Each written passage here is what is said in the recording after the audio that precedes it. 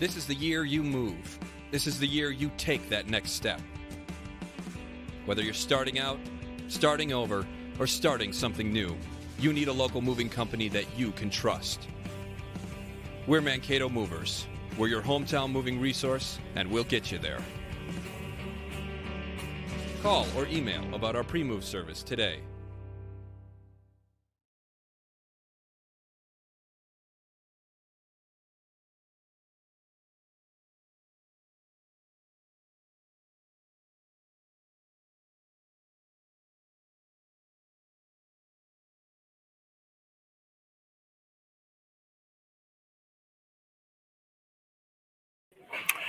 Good morning, everybody. Jdrf here, coming to you live from Victory Bowl in Mankato, Minnesota.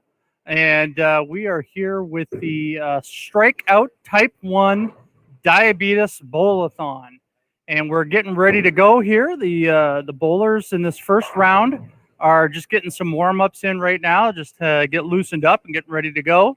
And we'll we can pull those cameras up here now so we can see those. And the bowlers are looking mighty strong here. So we've got two different cameras. One is giving us lanes 1 through 6, and then the other camera is giving us lanes 7 through 12. And we have 4 bowlers bowling at a time, and they are each bowler is using 3 different lanes. We've got a number of volunteers to kind of help keep them going, and they're just going to bowl, and they're going to go for as many strikes as they can. They've gotten individuals and businesses to pledge so much per strike, and raising some money here. The whole purpose of this event is to raise money for Camp Sweet Life. Camp Sweet Life is a group that works hard for type 1 diabetes, or also known as juvenile diabetes. And Camp Sweet Life every year has a number of different events that they do for fundraisers. And all that money goes into education, research, helping the campers out when they have their summer week-long event or their week-long camp. And so the bowlers here are gracious enough. We've got some good bowlers. There's a strike on lane 4. And I think we got another one over on lane 9. So I don't know the names of the bowlers exactly. So we might just name them for be nice and give them names. We can over on lanes 1 through 3. We'll go with that young man. We'll call him He Spare Me. That's his name. And I do know that we got Tim Emmers here on lanes 4 through 6. And we'll give him the name 3 balls in a split. Kind of make this like a what do we want to call it? Like a horse race. So 3 balls in a split, throwing one down there, and he gets the strike. But again, we're just in the warm-ups right now. We haven't started yet.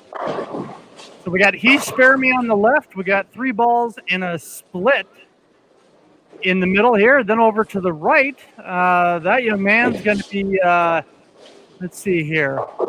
He's going to be Mr. Bipolar Roller. We're going to give him that name, Bipolar Roller. And the young female to the far right is going to be Quick Release. We'll give her the name Quick Release. So we got, I gotta write these down. He Spare Me. And then we got 3 balls in the split. We've got,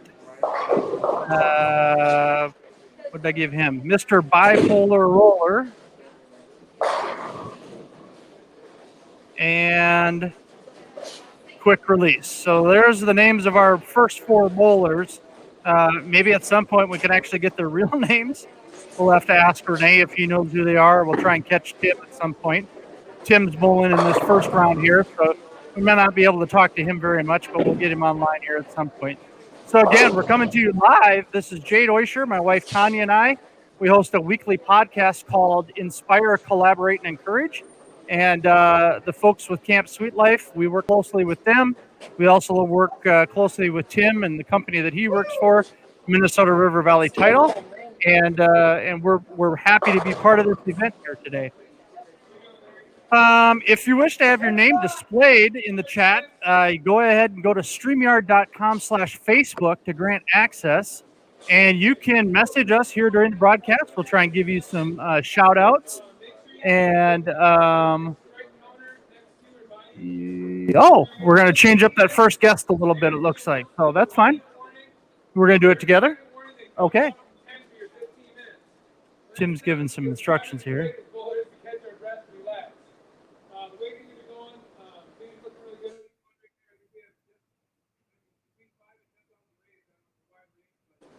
We'll know more when we get done with today. All right?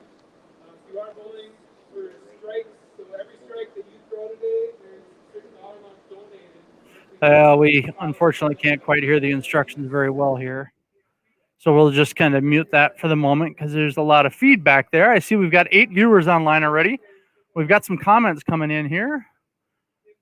Courtney Park watching and listening, and probably listening to some songs sung by Ronan at the same time.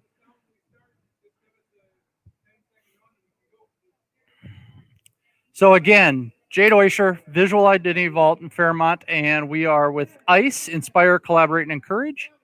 And here we go. The bowlers are getting started. So we've got 4 bowlers ready to go. They're all going to throw the first one at the same time. We've got 1 strike, 2 strikes, 3 strikes to Gore on the first one. 3 strikes. So he spare me 3 balls in a split, and quick release all got a strike on the first throw. And Mr. Bipolar still looking for 1. And we got the 7-10 split. We're not going to pick that one up. And I believe we're up to 2 here on the middle lanes. The lanes 3 through 6. That's Tim Emmers. He's got 2 so far. And Mr. Bipolar gets his first one. So Mr. Bipolar Roller has his first strike. So everybody's got a strike here going. Quick release thrown over there on lane 11. Just misses it by 1 pin. Lane 2, he spare me picks up another strike. And so again, this is for the Strikeout Type 1 Diabetes Bowl-A-Thon. And we are here to, the bowlers are raising strikes, throwing strikes to raise money for Camp Sweet Life and all of their programming. And I'm going to mention the sponsors of the event here. I'm going to look it up on my computer, but I got it.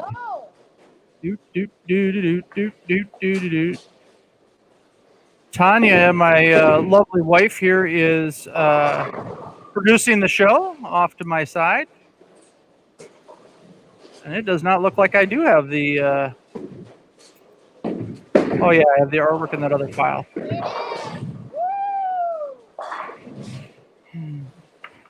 We'll see. We're going to work on... I'm going to have Tanya, when she gets a chance, work on seeing if we can find out the real names of these other 3 bowlers. Just go ask someone.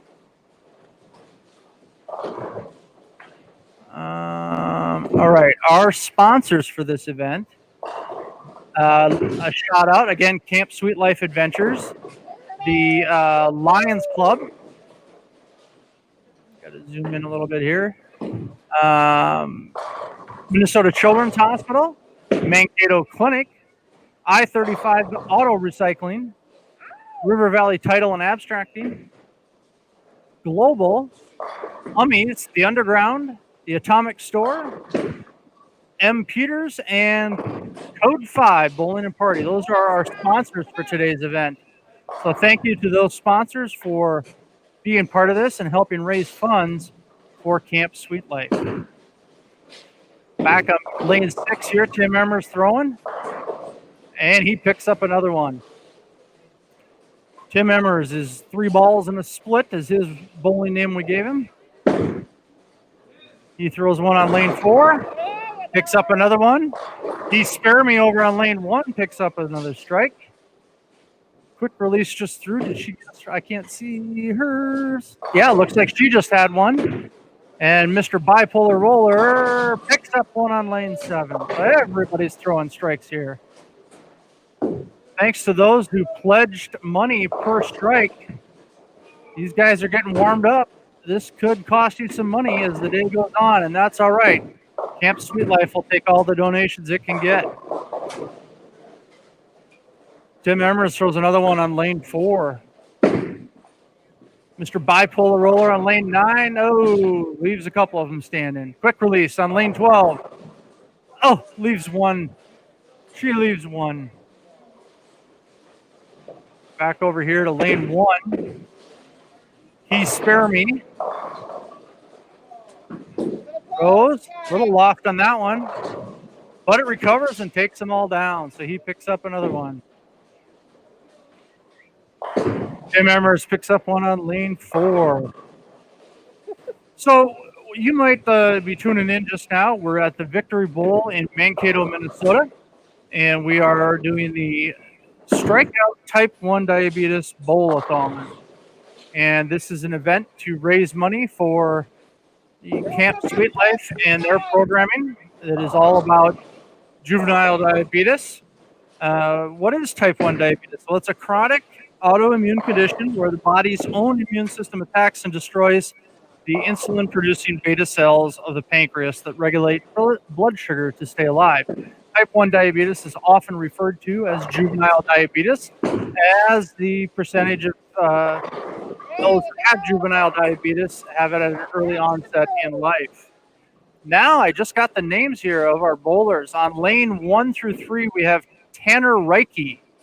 So, He Spare Me is Mr. Tanner Reiki. Of course, 4, 5, and 6 is Tim Emmers, and his name is 3 balls and a split. Over on lane 6 through 9 is Chris Flesner, Mr. Bipolar Roller, and then Quick Release, Michelle Bremer over on lanes 9 through 12. Picking up the sound, pins going down. Oh, Tim left one standing. Chris takes them all down on lane 8. I wonder how long it's going to take before somebody's arm feels like it's going to fall off, Tanya. I would have been shot by now.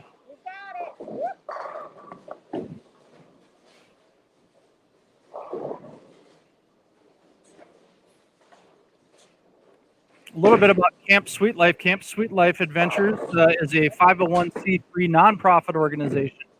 It started in 2010 with a one-day 26 youth experience for kids with type 1 diabetes. And our first guest coming up here just in a bit this morning will be one of the directors of Camp Sweet Life, or the director of Camp Sweet Life, Mr. Renee Mays. So we'll get him on live here in a little bit.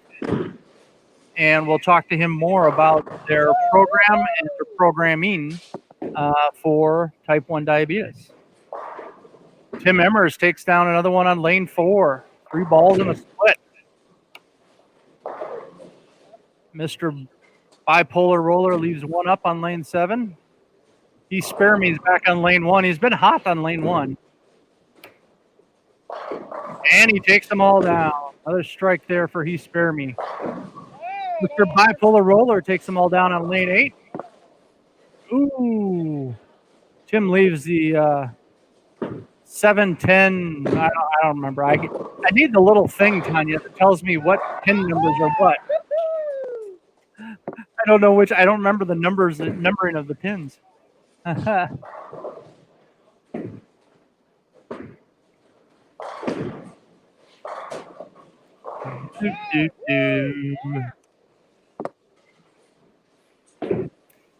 See, we have a couple of callers coming in. Renee's phone has, according to this, disconnected, but I can see that it's not disconnected because he's sitting right next to me.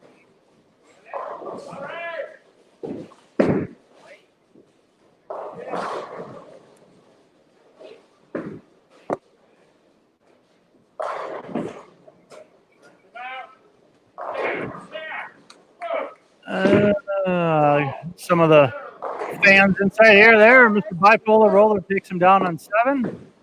Tim's throwing on lane 5. He wipes him out. He Spare Me throwing on lane 2. Oh, he left a couple fans. Really took all of hers down. And we are going to try and get Renee back in here. And enter the broadcast studio. All right, Renee's phone is back on there. So we at least know he's there. Just going to mute your mic from here. There we go. Tim Emmers, lane 5, takes them all down again. Again, we're here at the Victory Bowl, Mankato, Minnesota, live with the Strikeout 1 Diabetes Bowl-A-Thon. Oh, gutter ball. Ooh. Ooh, we got to boo him when he throws the gutter ball. Probably better not boo. Oh, he saves it. Oh, that thing was looking like it was going to the gutter, and he brought the ball back with some nice spin on it.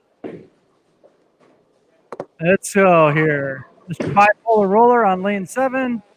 He throws the gutter ball. The gutters are heating up. They're sucking the ball in, Tanya. And he spare me leaves one up.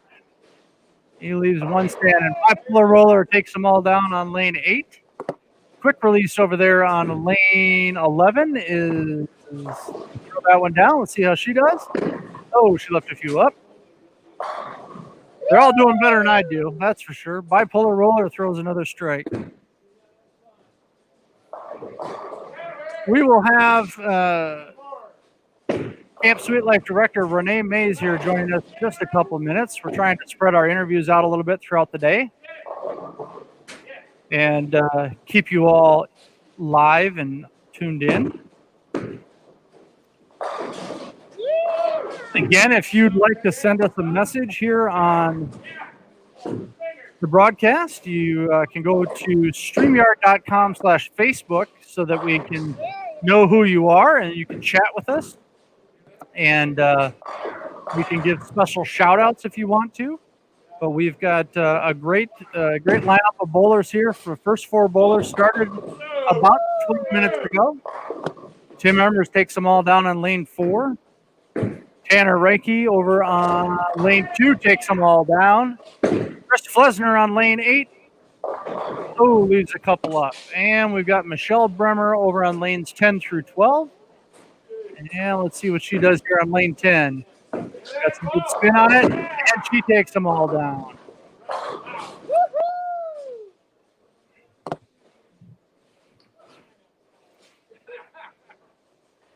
I'm telling you, my arm would have fallen off a long time ago.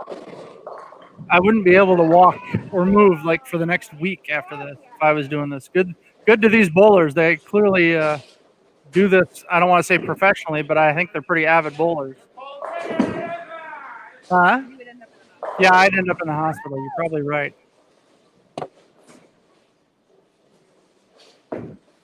What I'm impressed with is the nice smooth motion that they all have as they're approaching their throw. I always have to struggle to get my feet right. Ooh, Tim left one up in the back right corner. Mr. Bipolar Roller, Chris Flesner leaves a few up.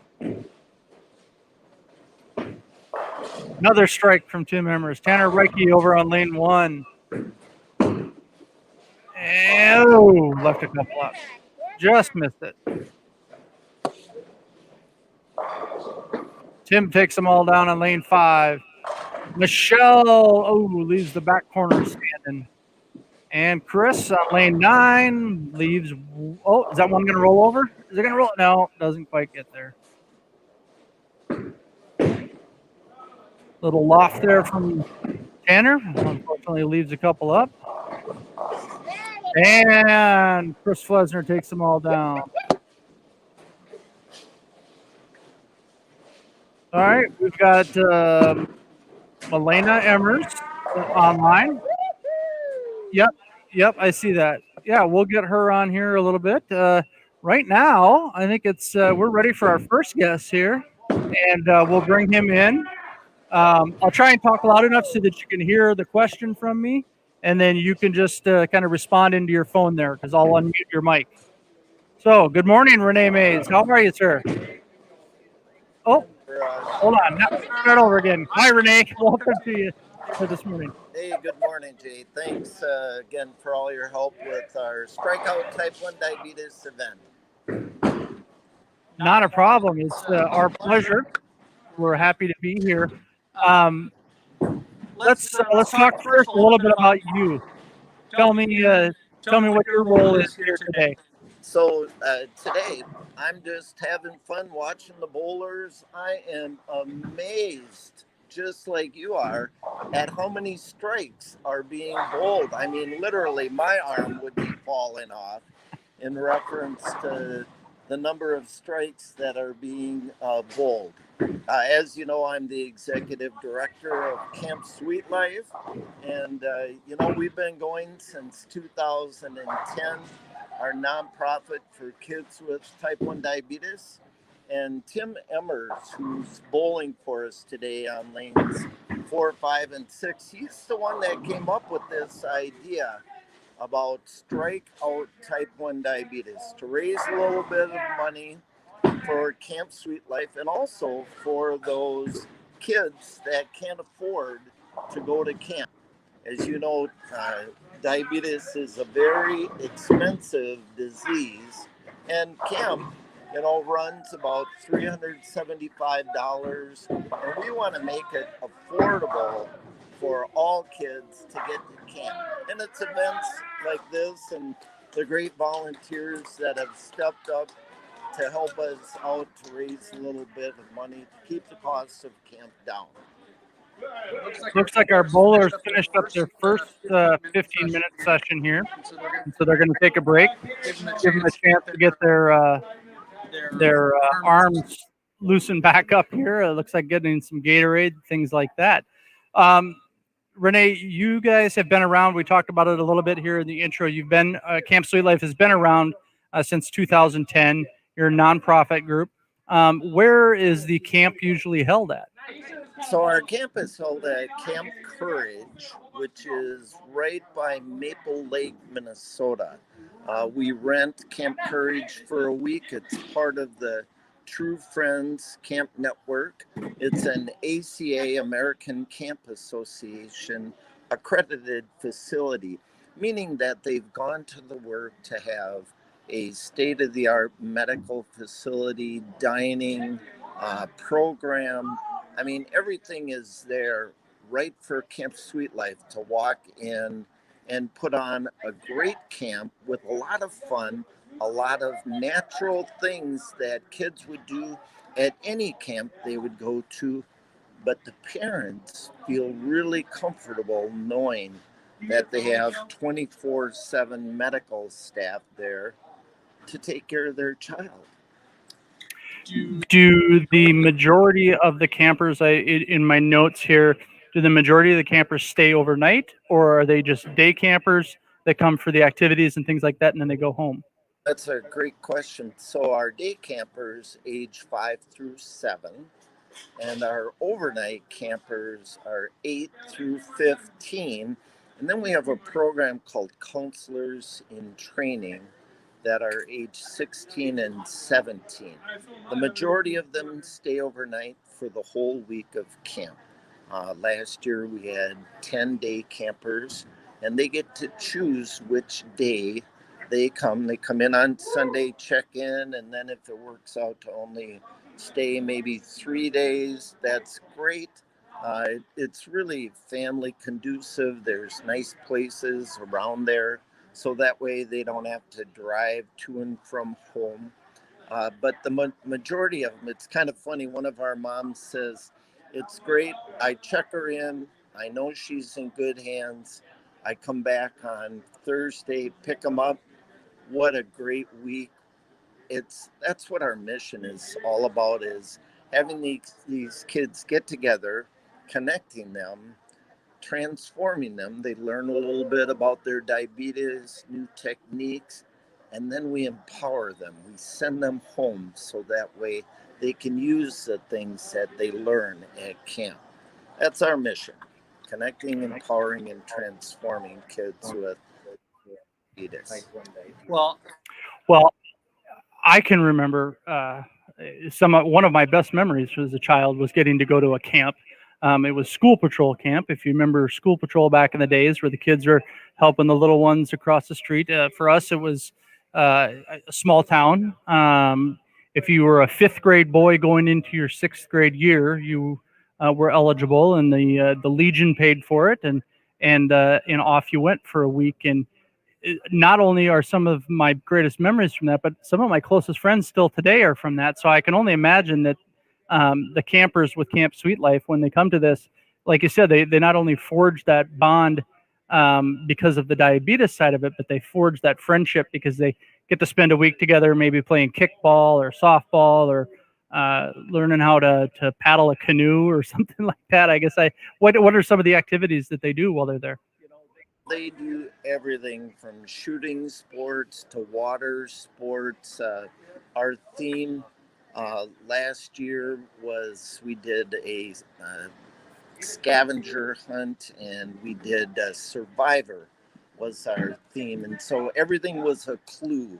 And you actually got coupons to be first in line at lunch or dinner by getting your team to work together.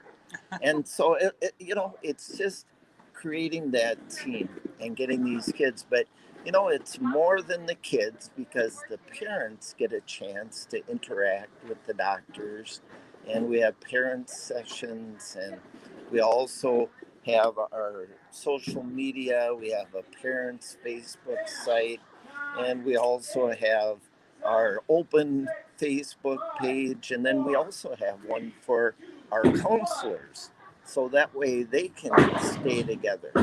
But we're more than just a camp. Camp is the biggest part of what we do, but we have a whole program called Camp Sweet Life Connects. And what Camp Sweet Life Connects does is, other than camp time, we get together with parents, families, kiddos, grandparents. We usually do an educational piece. We have some fun, maybe a little food. We just connect them. We bond them together, so that way, other than camp time, they get to see their buddies. The parents get to network, and it's just a great program for Camp Sweet Life. We are back to bowling action here with the bowlers, Renee. We've got on your screen, if you see the blue wall to the left, that's going to be nearest lanes 1 through 6. If you see the blue wall on the right, that's going to be nearest lanes 7 through 12. A shout out here to the bowlers. We've got Tanner Reike, also known as He Spare Me, on lanes 1 through 3. We've got Tim Emmers, also known as 3 balls and a split. We have, he's on lanes 4 through 6. They're just throwing. On lane 7 is Mr. Bipolar Roller, Chris Flesner, who picks up a strike on lane 7. And then over on lanes 9 through 12 is our sole female of the group, Michelle Bremer, and she is also known as Quick Release, since she drops all the pins there on lane 11. So we've got back to bowling action here. I don't know if we had. I'm being handed the numbers here right now. So the first 15-minute session here netted a grand total of 14 strikes for. I don't have to. I'll do the individual total and then the grand total. So Tanner had a total of 14. Tim had a total of 51. Chris had a total of 42. And Michelle had 28 for a grand total of 135 strikes here for our 4 bowlers in that first session. So that is absolutely awesome. And they're doing it again in 15-minute sessions. So they are back underway here. But we're going to go back to our interview here. We've got Executive Director of Camp Sweet Life, Mr. Renee Mays. Renee, we've talked about what I got to mute you here. There we go. We've talked about what the event is, where it's held at. I was just looking here again at the notes that you were so gracious to provide me. That's great. In 2016, you had 2010, excuse me, you had 26 campers. And in 2019, you were up to 120 campers. That is absolutely amazing growth. It's amazing, Jay, because, we have a waiting list for people to come to camp. You know, you look at, we're the only diabetes camp in Minnesota, and you look at the statistics of kids with type 1 diabetes, and they are coming in from the region, South Dakota, North Dakota, Wisconsin, Iowa. You know, they want to come to Camp Sweet Life. And we have a really good reputation because of our medical staff and our counselors. We have a lot of repeat counselors that are coming back year after year. And that, you know, the campers, they want to come and see their counselor from last year. It's so exciting. It's just a real exciting period for Camp Sweet Life and the growth and development that we're going through right now. So, well, and it says here that in 2000. I got to keep remembering to go back and forth on the mics here. It says in 2019, you also had a staff of 67 with those 120 campers. So you basically had almost 200 people there for, what'd you say, up to 10 days? For a week of camp. For a week. Yep, the staff comes in on Friday and they do training, and then the campers come in on Sunday, and then the campers and staff leave on Thursday. So, yeah. You briefly mentioned it earlier. The cost of the camp. What does it cost for the campers to be part of this? And I do understand that obviously we do things like this. There's other donations from your corporate sponsors and things like that. But what is the average camper cost during the week? Campers, $50 a day. That's what the early bird fee is. Our overnight campers, early bird is $375. That's the whole week of camp. That includes not only their lodging, their program, their food, their medical needs, including their insulin. Think about how expensive insulin is. You know, it's unbelievable. But, you know, it's because of great sponsors that step up, grants that we write, people that believe in Camp Sweet Life, that say, you know, I want my grandson, my granddaughter, I know kids need to get there. We're going to get them there. Money should never be an object to get them to camp. Are there, you said you're kind of got a waiting list right now, you're at capacity. Do you have the ability as the camp, or do you have the ability to grow more? And if not at the moment, or if so, what's the barrier that keeps you from being able to expand? So when we moved to Camp Courage, we definitely moved so that way we knew we could grow if we wanted to. Camp Courage, we could have up to 220 campers and a full staff. But you don't go from 70 campers one year up to 220 the next year. I think the medical staff and program people would be going bonkers, you know, because of the quick change. You know, we see it down the road maybe, but right now we're just happy at the numbers that we're at. You know, last year was a tough year because of COVID-19.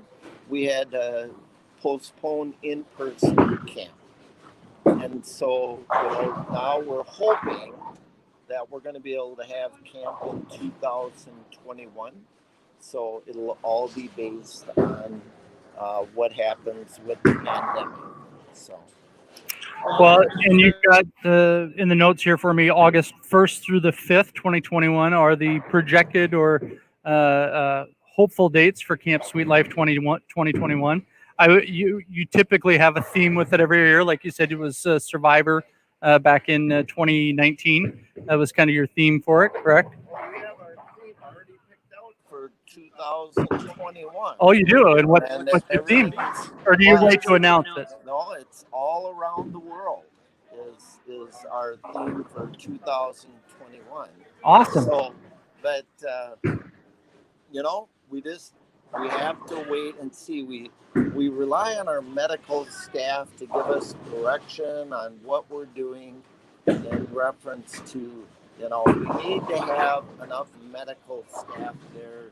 Plus, looking at the guidelines of the state of Minnesota, right now, Camp Courage is saying we need to limit our cabins to 15 campers. Normally, we have 30 campers in a cabin. They break them up into sections. They're huge. But, it's like we're going to have to wait and see.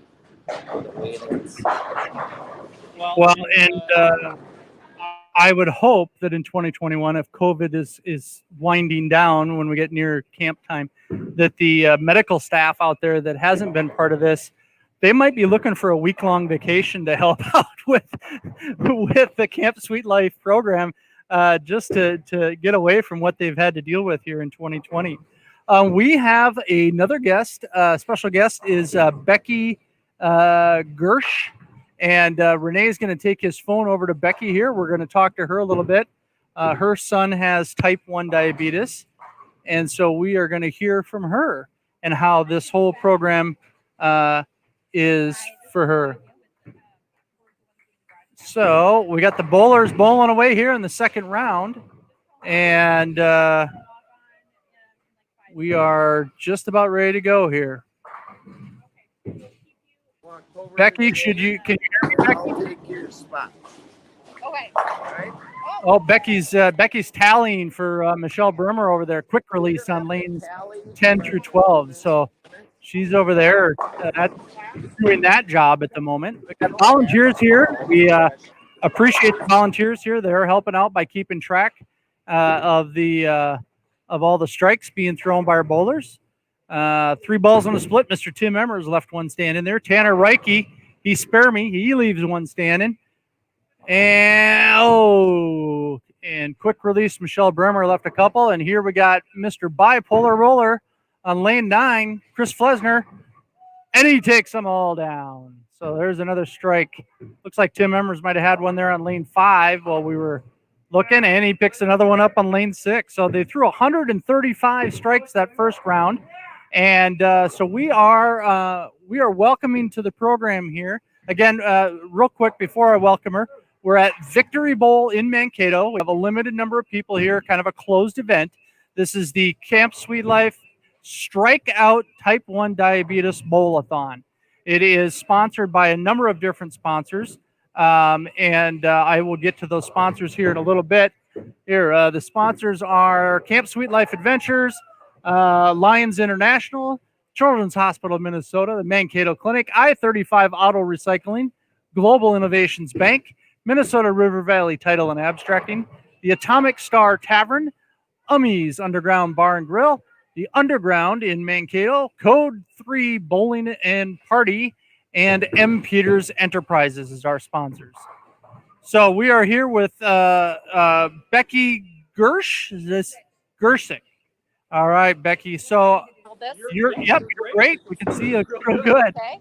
So welcome this morning. Thank you.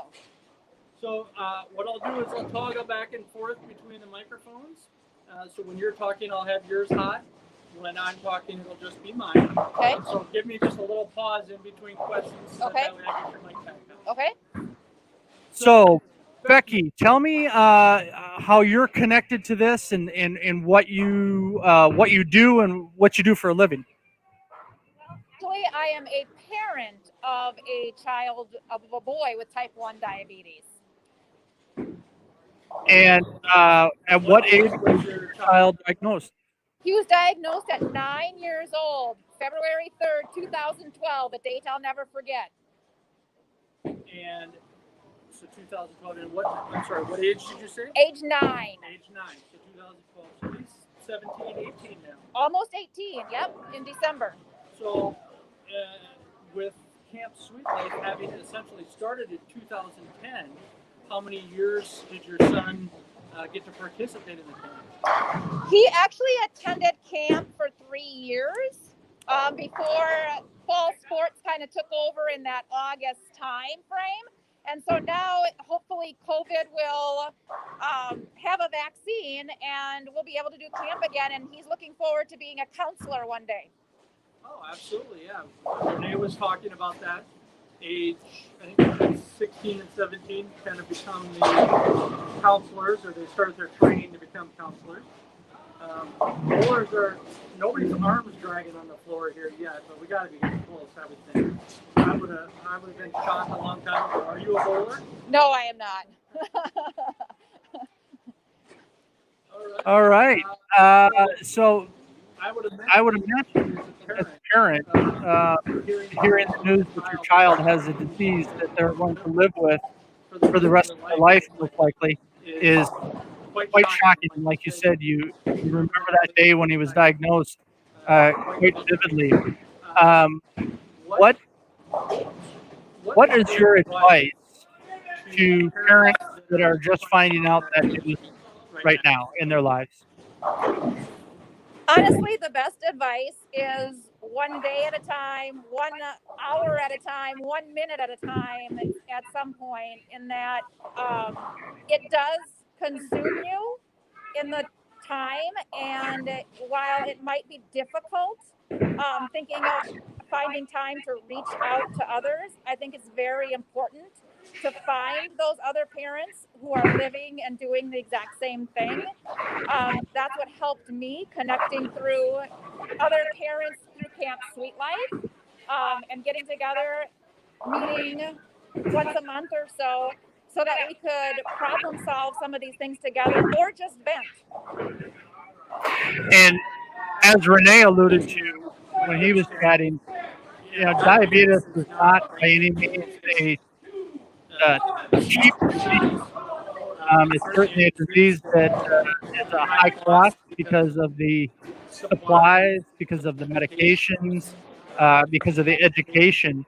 How much has Camp Sweet Life and their sponsors, how has that been able to affect you in a positive way as a parent? I think the biggest thing is just to see that level of support from your own community, and know that people have your back, that regardless of how difficult things might be or might seem in the moment, that there are people there. There are people who are willing to step in. And even if you don't need it at the time, just knowing that they're there can sometimes get you over that next hurdle. Yeah, it's, the kids get to go for the week to the camp and they get to meet new friends, see old friends. Do the parents, when you're dropping the kids off, you get to see some, as soon as you drop the kids off, you head to a local restaurant and have a meal yourselves? We used to do a parent meeting right after drop off, and it was actually a nice time because you have all that anxiety in preparation for just making sure you have everything for camp. And then you drop them off, and then you have this collective sort of anxiety over, oh, I hope that they have everything. I hope they're going to be okay. You're used to thinking about this 24/7, to all of a sudden leaving it in the hands of, sometimes complete strangers. Right. And so it was nice to have time to kind of, meet other people, debrief a little bit, and work through some of that. Some of my best tips were found at those meetings. Yeah, I can only imagine how useful that is to be able to. We're a huge networkers. Tanya and I are, with our business in our daily lives, just networking with other people and companies and individuals, and that's kind of where this program that you're on here today, or what we have, is called Inspire, Collaborate, and Encourage, and we do a weekly podcast. And for us, much like you as a parent whose child is going through this, you're always looking for ways to collaborate and to work with the other parents, and to work with the medical staff and stuff of Camp Sweet Life to take care of your, we'll use the term baby, even though he's 17 now, take care of your baby for the better part of a week. All right, Becky. So, what do you do in real life? I think I asked that, and then I might have missed it. Well, my background is actually in school psychology. And more recently, I have been gifted with the pleasure, I guess, of coming back to my roots on the farm and helping manage that since my dad passed away last November. Sorry to hear about that.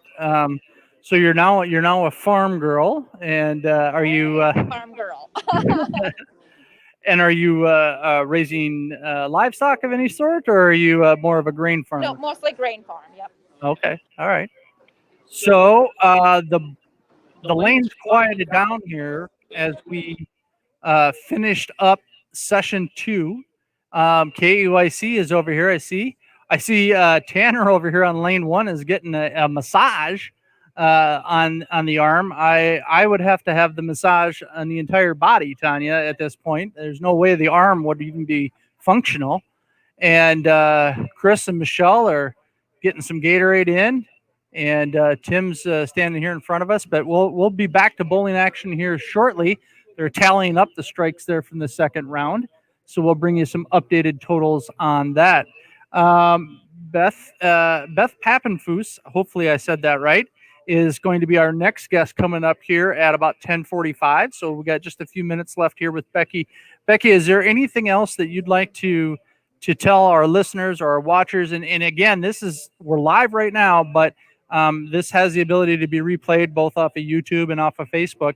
Is there anything that you want either a potential camper or a family to know about not only Camp Sweet Life, but just about juvenile diabetes in general?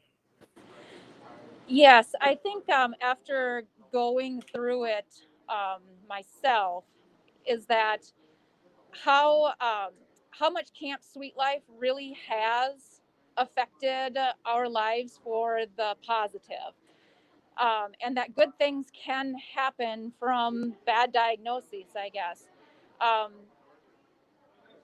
Reading some of my son's now college essays that he's writing as he's applying, I realized just how he was feeling, what was going on when he was first diagnosed. And where it might have been different as a parent and what I was going through, the reality was that he didn't feel like himself. And going to Camp Sweet Life changed that. I saw it as a parent, and he speaks to it himself too, is that he was a shell of his former self right after diagnosis and living, with type 1. And Camp Sweet Life allowed him to see others going through the same thing and to believe in the message that he can do whatever he wants. And he's lived by that. It might be more difficult. His daily life is much more difficult, but he has lived by that ever since he attended camp. Well, we are very grateful for you to join us today, Becky. We thank you very much. It's not always easy to come on a program like this, kind of spur of the moment, but you did a great job, and we hope that that you and your family continue the good fight here against type 1 diabetes. And we'll let you get back to tallying those strikes over on Quick Release is what we named her. You'll have to let her know that that's what we gave her for a name, is Quick Release. So, all right. Well, Becky, thank you very much, and we'll talk at you again later. All right. So we are back to bowling action here. I'm going to bring everybody kind of up to date. Right now, we are at Victory Bowl in Mankato, Minnesota, and we are at the Strikeout Type 1 Diabetes Bowl-A-Thon. This is an event that raises money for Camp Sweet Life, which is a juvenile diabetes research group that provides camping with top-notch medical professionals on hand for a week-long event every year here in Minnesota, held at Camp Courage, and it is over by Buffalo, Minnesota. And so Camp Sweet Life Adventures is obviously one of the major sponsors here. We've got a few other sponsors that I'll mention after a bit, but Jay and Tanya Deutscher here with the Inspire, Collaborate, and Encourage podcast. You can find us on Facebook under Inspire, Collaborate, and Encourage, and you can also like our YouTube page. We produce a weekly podcast that allows people to hear about different stories from people that we've interviewed, not only in our lives, but people that we've met, and has some tie into the three words of Inspire, Collaborate, and Encourage. We're going to bring up our bowlers again here over on lanes 1 through 3 is He Spare Me. That's Tanner Reike.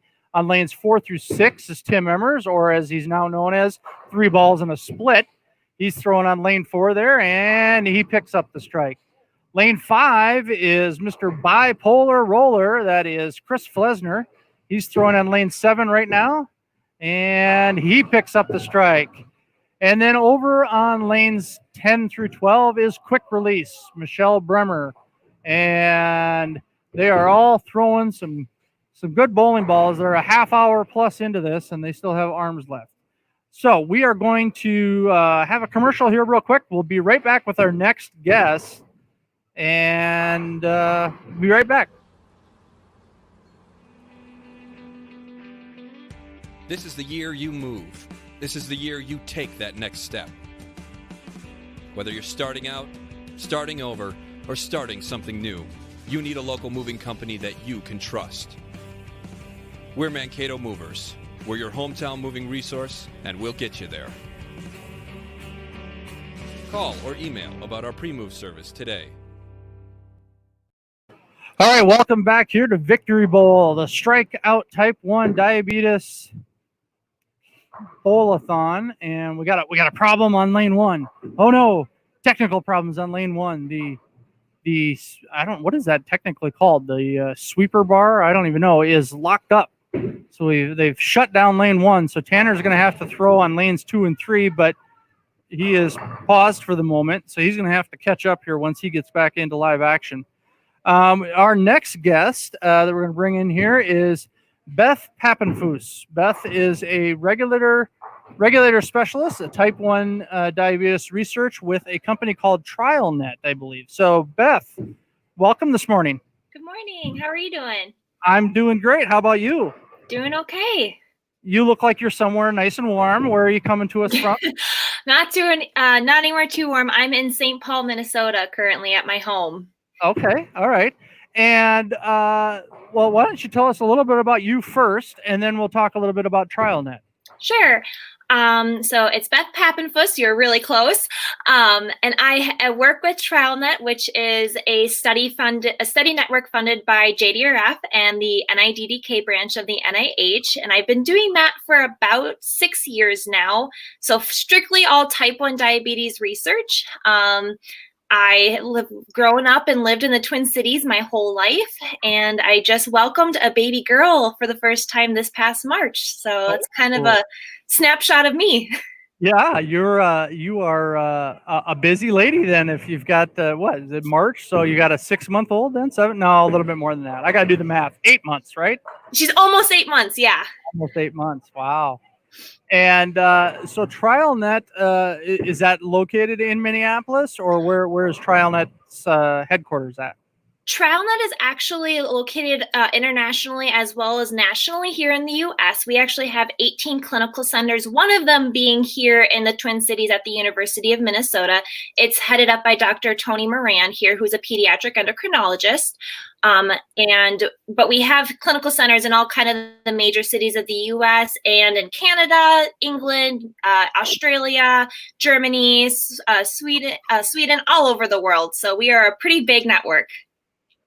And the funding for a group like TrialNet, is that usually is it usually federally funded, or is it like private donations, or what kind of things keep the lights on per se for TrialNet? Yeah, so mostly it is government funded. So it's with the NIDDK, which is a big branch of the NIH. So that is our federal government money coming to us. But also we get a lot of funding from Jdrf, which I'm sure a lot of folks have heard of, the Juvenile Research Diabetes Foundation, that a lot of people, do the big walk for, and a lot of fundraising opportunities for. So those are kind of our two main funding sources, as well as now working with a couple of big pharmaceutical companies to help us do some drug prevention trials. And is TrialNet's focus primarily on the medical, or excuse me, on the pharmaceutical side of it, or are you what is the primary focus, I guess, for TrialNet? Yeah, so TrialNet, we have a couple main focuses here, but mostly we are focused on the autoimmune response of what brings on diabetes. So we're looking at a lot of the beta cell destruction that happens. So what we do is we have a couple of folds. We're all about prevention, though. If we can prevent diabetes, then it wouldn't be an issue for anyone. So how we do that is we actually take people that are at slightly higher risk than the general population. So this means that you have a first degree or second degree relative that has diabetes, and we want to take you, you're healthy, you may have a couple other, family kind of autoimmune histories, but we're looking at you to see if you have what are called autoantibodies. Autoantibodies are kind of the first autoimmune response marker that says, hey, something's going on in your body. And when we identify people that have that higher risk, that's when we kind of move them into this further step of trying to get them into a prevention drug trial. Now, these are all over the board. These can be something as simple as taking an oral insulin medication. We also have an active study that's looking at hydroxychloroquine. So those are oral meds versus we have some infusion medications such as teplizumab that are looking at delaying that onset of diabetes, though. So we're looking at identifying these people, and then what can we do to follow up and hopefully find a way to prevent that onset of diabetes. And then we also have a couple of studies for people that are newly diagnosed, usually within 100 days of their diagnosis, looking to see is there anything that we can give them that might delay that destruction of the beta cells. Okay. Sounds like a lot going on. It is. It's always a happening group. We are never bored, that's for sure. Yeah. I mean, sadly, diabetes is that disease that's never probably really going to go away. Right. So it's a matter of staying, like you said, staying on top of it to find ways to prevent it as much as possible, trying to find ways to help people cope and deal with it. And obviously, in our society right now, we see it all the time on television. We see it in political motivation, that the cost of insulin being so high for patients. And when it involves a juvenile, that cost to me is even tenfold, because you know that they're going to probably deal with it almost longer in life than what an adult is going to, late onset adult diagnosis of it or something like that. With TrialNet, are there any other companies? Do you collaborate with other companies, or is it just mainly collaborating with like Jdrf and the NIH group and things like that? So it's mostly just with Jdrf and NIH, but the main thing is that we have this network of people that are the tops in their fields across the country, across the world, and they really are kind of the think tank behind the whole operation. They're the ones coming up with the ideas. They're the scientists that know what kind of drugs might work on certain kind of responses and what can we do. And then they kind of pull together and write up the protocols that we see today and that I act out on. The main important thing here, though, is that we need a lot of participants to do this. It's not very common that we get people that come back positive. It's only about 5 out of every 100 people that we screen do come back positive for an autoantibody, and that's a very small niche when it comes to it. So we need more participants to get screened, and so that way we can move forward with our research to hopefully prevent diabetes. With you guys being a global organization, do you find many differences with type 1 diabetes in different countries or different pockets of areas than like what we have here in the U.S., or is it just pretty non-discriminatory and it's the same around the globe?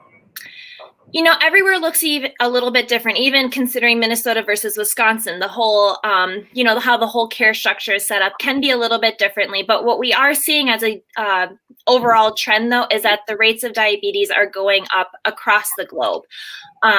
So that's kind of the main takeaway from that, is that everyone has a little bit different care approach, but that can vary per physician. But the main thing is that diabetes is it's increasing regardless where you are in the world.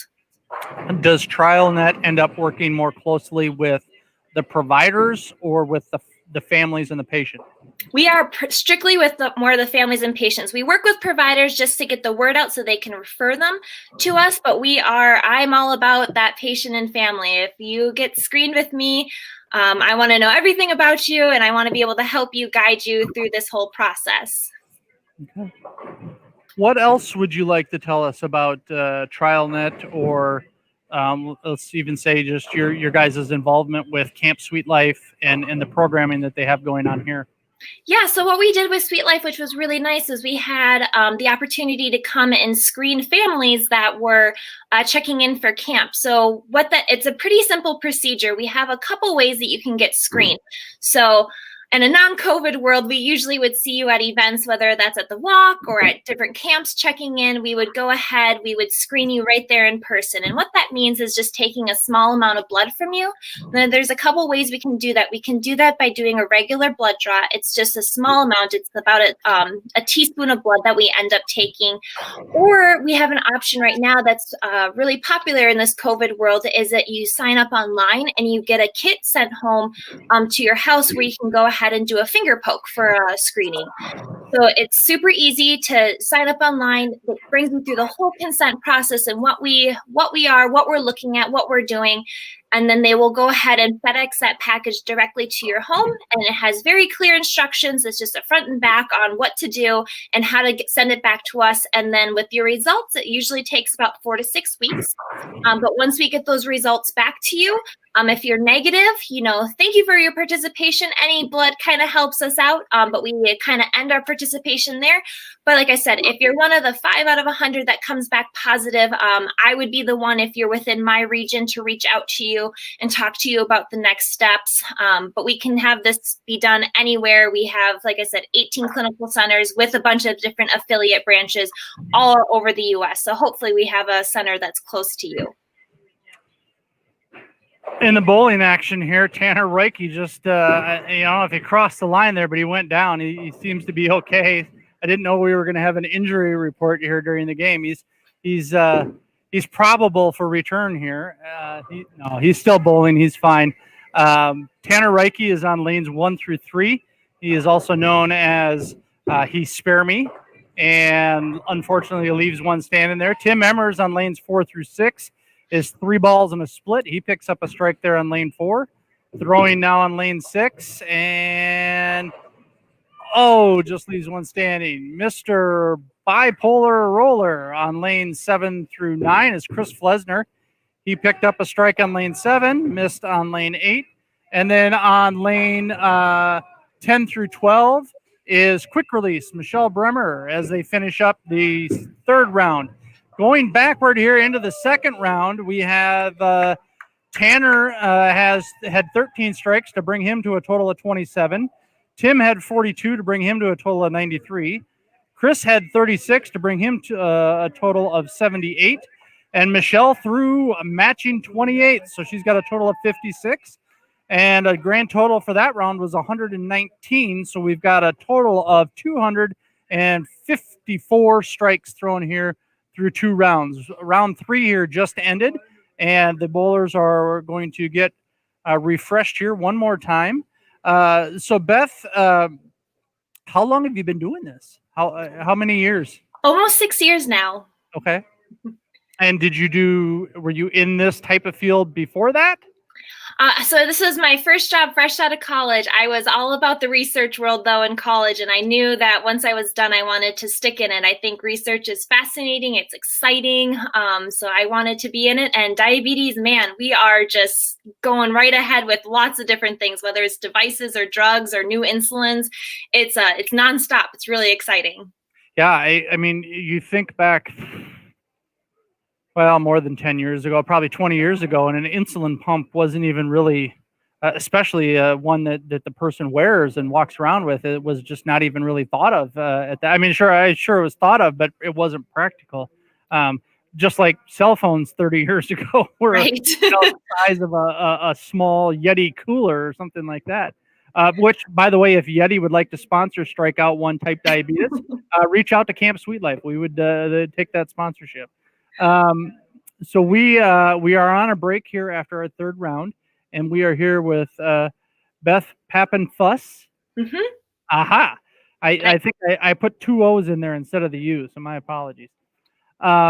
Beth, do you, as part of your job, then I know that you're kind of we'll just say like the Upper Midwest or the Minnesota coordinator.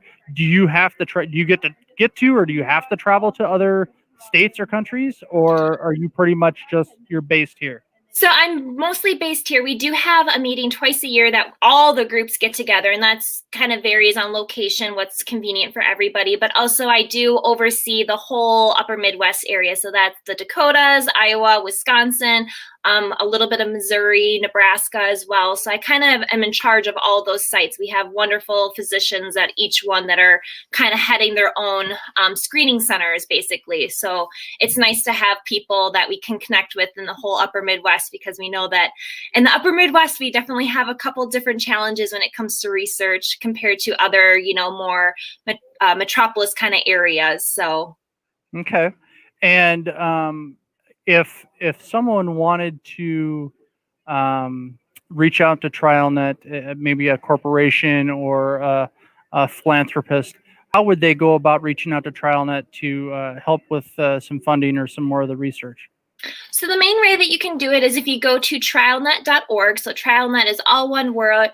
And basically we have a contact us area that would be really helpful if you're interested in getting more involved, or if you want to help fundraise. That's kind of the best place. If you want to get involved in the actual research and get yourself screened, there is a really nice just sign up link right on the page too that will walk you through all the different ways that you can participate in the research. Again, that can be at home, that can be in person with me in an office visit, or that can actually be to what we call Quest or LabCorp. They are blood drawing labs that are located all over the U.S.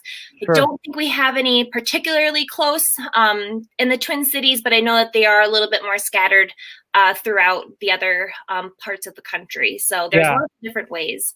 Yeah, I think I've seen it's called Quest Diagnostics or something like that I've seen. I have a healthcare background of 24 years myself, so for some reason I remember seeing Quest on something. I don't remember what, but not to be confused with Quest, the telephone company that used to be around for many years. Who, once again, if they would like to sponsor, give us a call. That's how we get these sponsors. We mention them, we give them the free publicity, then we try and suck them in for that sponsorship, right? Yep, that's the way to do it. Well, Beth, I want to thank you for joining me and joining us here on the podcast. I'm down 1 bottle of water, and my bladder is speaking to me, so I'm going to need to take a break here. But we thank you very, very much for joining us, and we wish you well. Stay warm and enjoy your 8-month-old there. Thank you very much. All right, thanks, Beth. Bye now. All right, bye-bye. All right, we are going to get back to the bowling action here. Got the bowlers starting back up. Tanner Reike on lane 1 comes out of the break and he throws a strike. Tim on lane 6 threw a strike. We had a strike on lane 8, and Michelle throws one on lane 11. So right out of the gate, everybody was nice and loosened up and threw a strike on their first ball here in the start of our third round. So I am going to leave, at the moment, I'm going to leave the bowlers up, take myself off. I'm going to run to the bathroom real quick, and we'll let the bowling action just kind of speak for itself here for a little bit. Be right back here from Victory Bowl in Mankato, Minnesota.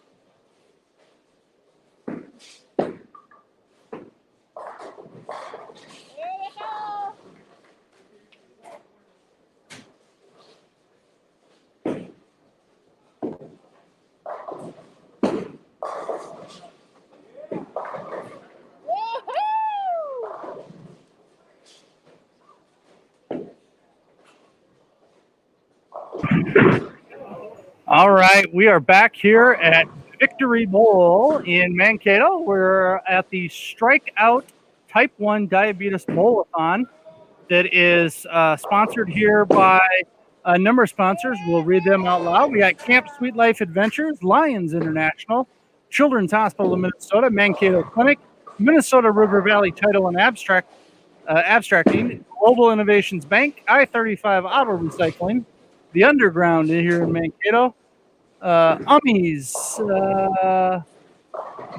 Our screen printing isn't good enough. I think it's a sports bar, isn't it? The Atomic Star Tavern, M. Peters Enterprises, and Code Free Bowling and Parties. So those are our sponsors here for the event. I am Jay Deuscher. My wife Tanya is here with us as well. And we are part of I.C.E, Inspire, Collaborate, and Encourage. We're a weekly podcast held Thursdays at 4 p.m. You can catch us on our Facebook page or on our YouTube channel each week. We also archive them so you can go back and watch previous episodes. And each week we interview a guest or guests that we find to have an interesting story that we've met in our life, either through business or personal life. And we interview them and talk about things that have inspired them or encouraged them, or how they collaborate to get where they are or what they've been through. On the bowling action again here, we'll give some shout outs. On lanes 1 through 3, we have Tanner Reike, also known as He Spare Me. On lanes 4 through 6, we have Tim Emmers, also known as 3 balls and a split. Tim just threw a strike there on lane 4.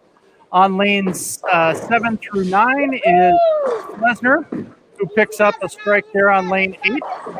And on lanes 10 through 12 is quick release, we call her, Michelle Bremer. And she's throwing there on lane 10 and picks a strike up there as well. We've got a guest coming up here at 11:15 that we're excited to talk to, Dr. Jen McVean. And so we'll have her on here in just a few minutes, but we're gonna give some more details here about the primary group that this benefits here.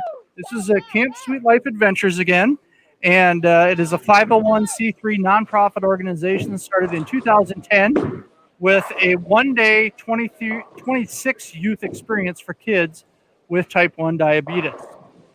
So in 2010, they had 26 campers, and in 2019, they were up to 120 campers with 67 staff, so almost 200 people involved.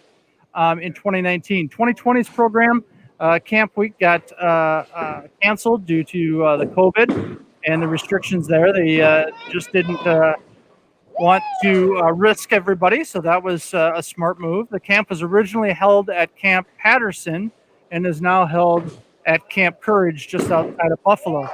Camp Courage is the True Friends American Camp Association accredited camp. They have a state-of-the-art medical facility and staffing for that week while the campers are there in case there's any issues. They are the only diabetes camp in Minnesota. They have day campers age 5 through 7, and they have overnight campers age 8 through 15. They have counselors in training that are ages 16 and 17, and then they have actual counselors, medical staff, and the program are ages 18 and up. Cost of the camp, Renee shared with us earlier. Renee Mays, the executive director of Camp Sweet Life, shared with us that the cost of the camp typically runs about $375 for the overnight campers for the week. And they get a lot of that funding through groups like the Lions Club and others. And they draw in campers from northern Minnesota, southern Minnesota, Wisconsin, Iowa, and the Dakotas, both North and South Dakota. Camp dates for the 2021 camp tentatively planned are August 1st through the 5th. So let's hope and pray that COVID is over by then so they can have a great week of camp with all of their kids. They are more than just a camp. They connect. Camp Sweet Life connects with mission is to meet, network, and connect with parents and families at times other than camp.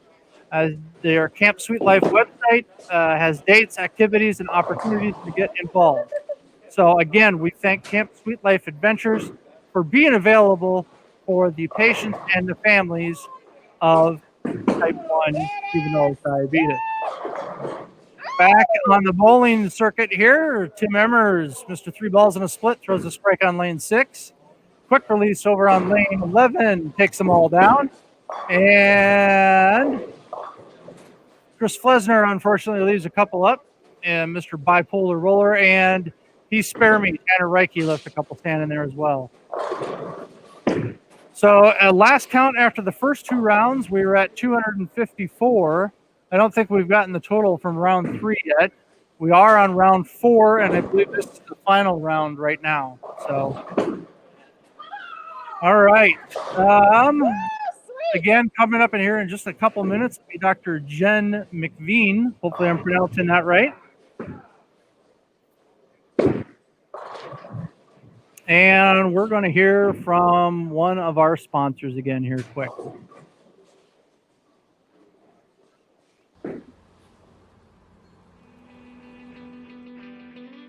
This is the year you move.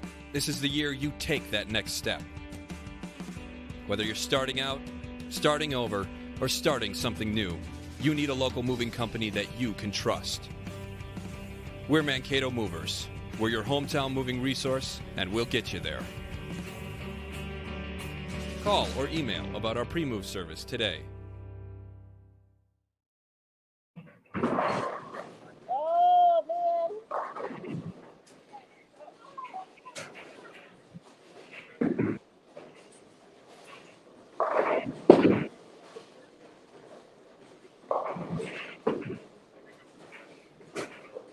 All right, welcome back here to Victory Bowl, Mankato, Minnesota, for the Strikeout Type 1 Diabetes Bowl-A-Thon. Tim Emmers gets a little break there on the roll, takes him down on lane 5. I didn't see Tanner's ball there on lane 2. Here we go, Chris. Stop this. Tim again on lane 4, unfortunately leaves one standing. Chris Flesner over on lane 9, leaves one up. And quick release, Michelle Bremer on lane 11 leaves a couple standing. So at this point, we've passed Jello arm, I think, a long time ago. We saw somebody getting Tanner was getting a massage on his fingers and his arm earlier. Tim throws another one here on lane 5. My arm is starting to hurt just by watching it. And so I might need that massage coming up here, Tanya, if you can find that person and get him over here to loosen me up a little bit. So again, this event is brought to you by a number of sponsors. I'll mention them again here after a bit, but this is to raise money for Camp Sweet Life Adventures and the Camp Sweet Life programming here in Minnesota and their camp that they hold every week for juvenile diabetes patients and participants. They have a waiting list, and you can find more information on their website. So, Jen, give me a thumbs up if you're ready to go. All right. So, our next guest, we're going to bring her in a little bit early here, is Dr. Jen McVean. She's a pediatric endocrinologist at the University of Minnesota. She is also a Juvenile Diabetes Research Foundation board member. So, welcome to the broadcast, Jen. Are you there? Jen, I can hear you. We might have a little lag there. I can hear you. Can you hear me? I can hear you, yes. All right. Well, thanks for having me here today. It could be like a bad today. Chinese movie, right? Thank I you. know. Thank you. We've got a little bit of a lag. Yeah, I can tell that. I'm not sure what's going on, but we'll just try to go with it. Yeah. Otherwise, if you want, Jen, we've got time. Do you want to try logging out and coming back in, see if that maybe makes a difference? I certainly can. Yeah, I can do that. Yeah. Why don't you give that a try? I'll just keep watching here for you to pop back in, okay?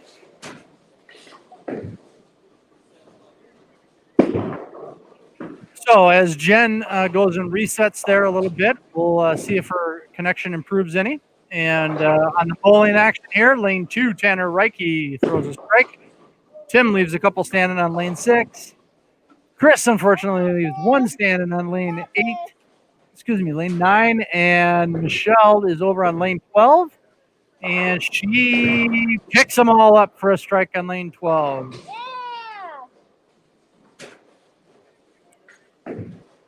We've got some messages here. All right. Let's see if, Tanya, if you can find the person getting the tally. See if we have an updated tally for round 3. Okay. See if you can corral him to get us those numbers for round 3. Okay. Thank you. All right. Jen McVean is back. Jen, let's see if this is any better. I'm back. We'll see. Oh, I can. Your voice matches your lips, so now we're good. Great. All right. Well, I'm happy we worked that out. So, tell us a little bit about yourself first, Dr. Jen. Yeah, absolutely. So, so my story starts in January of 1988 when I was sitting in a doctor's office with my mom, and the doctor looked at me and told me that I had type 1 diabetes and that I needed to go to the hospital right away. I looked at my mom and she was crying. And so I knew it must be really bad. But somewhere between those tears, my mom looked up and she asked the doctor if I could go to the hospital the next day because I was supposed to be in the spelling bee and she didn't want me to miss it. And to my surprise, the doctor said yes. And so the next day I got up, I went to school, I went to the spelling bee, I won the spelling bee, and then I went to the hospital where I spent the rest of the week. And when I came home, my life as I had known it had changed forever. And that was the beginning for me. And that is certainly what led me into the field of pediatric endocrinology and taking care of children living with type 1 diabetes. And yeah, okay, that was going to be my next question. Did this diagnosis then obviously lead you down the path of where you are today as far as being an endocrinologist? That's obviously your inspiration for becoming that. Yeah. And your specialty is pediatric endocrinology. So are you working with a specific age group within that pediatric, or is it basically 0 to 17? So I take care of children basically from birth until typically somewhere, I don't know, 18, 19, 20. Usually people, children, teenagers with type 1, they, it's a chronic condition. And so they need to transition at some point to seeing an adult endocrinologist. But we usually make that transition sometime, in the year or two after high school. And, we just finished round 4 here. Sorry, it all of a sudden got real quiet here because there's no bowling. That's okay. I do have the totals from round 3, even though they just finished round 4. Tanner had 9, Tim had 46, Chris had 37, and Michelle had 42. Holy cow, Michelle's really on fire now. So they are at a total of 132 there in round 3. So they are done with, I believe, their bowling day. Round 4 here is ended, so we'll get round 4's totals. So we'll see where they're at here in a little bit. So, Dr. Jen, I believe it was Beth had referred to earlier that the University of Minnesota works very closely with TrialNet, and you guys have a big program there. What is something like Camp Sweet Life? How does that collaborate? Either you collaborating with them or them collaborating with you. How does that collaboration work with U of M? Sure. Well, so TrialNet is a study, Beth may have said, that's, funded by the National Institutes of Health. And the goal is really, it turns out we can identify someone who's going to develop type 1 diabetes from a simple blood draw, actually a finger poke. Years sometimes before they develop it. And our goal really is to screen any and all relatives who are interested, because we know that relatives of people with type 1 diabetes develop the disease sooner, or they develop the disease more often than the general population. And so what happens is anytime someone who's eligible, like a relative of someone with type 1, can go online and get a kit sent to their home. But in the past, what we've done going to diabetes camps is because there are a lot of, there are children with diabetes and parents and siblings. And so those are screening events where we make the ability, easy right there at check-in or check-out so that those families can be screened. And the reason that it's important to actually identify people is because if you know it's going to happen, then you're looking out for the symptoms and you don't end up with something called diabetic ketoacidosis, which is a life-threatening illness that can happen if, at the very beginning of diabetes, if you don't know you're going to get it. And we know if we find people ahead of time with their antibodies and that they have an increased risk, they're looking out for it. Additionally, we now have trials that actually try to delay. So if we find people who are at increased risk, we can offer them the opportunity to participate in those trials. Okay. And what is you talked about the birth to age 18 is what you work with. Is there in all of your studies and in everything that you've done, is there an age that you typically see the diagnosis of JD more prevalent than others? Yeah, great question. So, type 1 diabetes actually can be diagnosed at any age. The youngest we typically see it is 7, 8, 9 months. That's pretty young though. It can also be diagnosed in adulthood.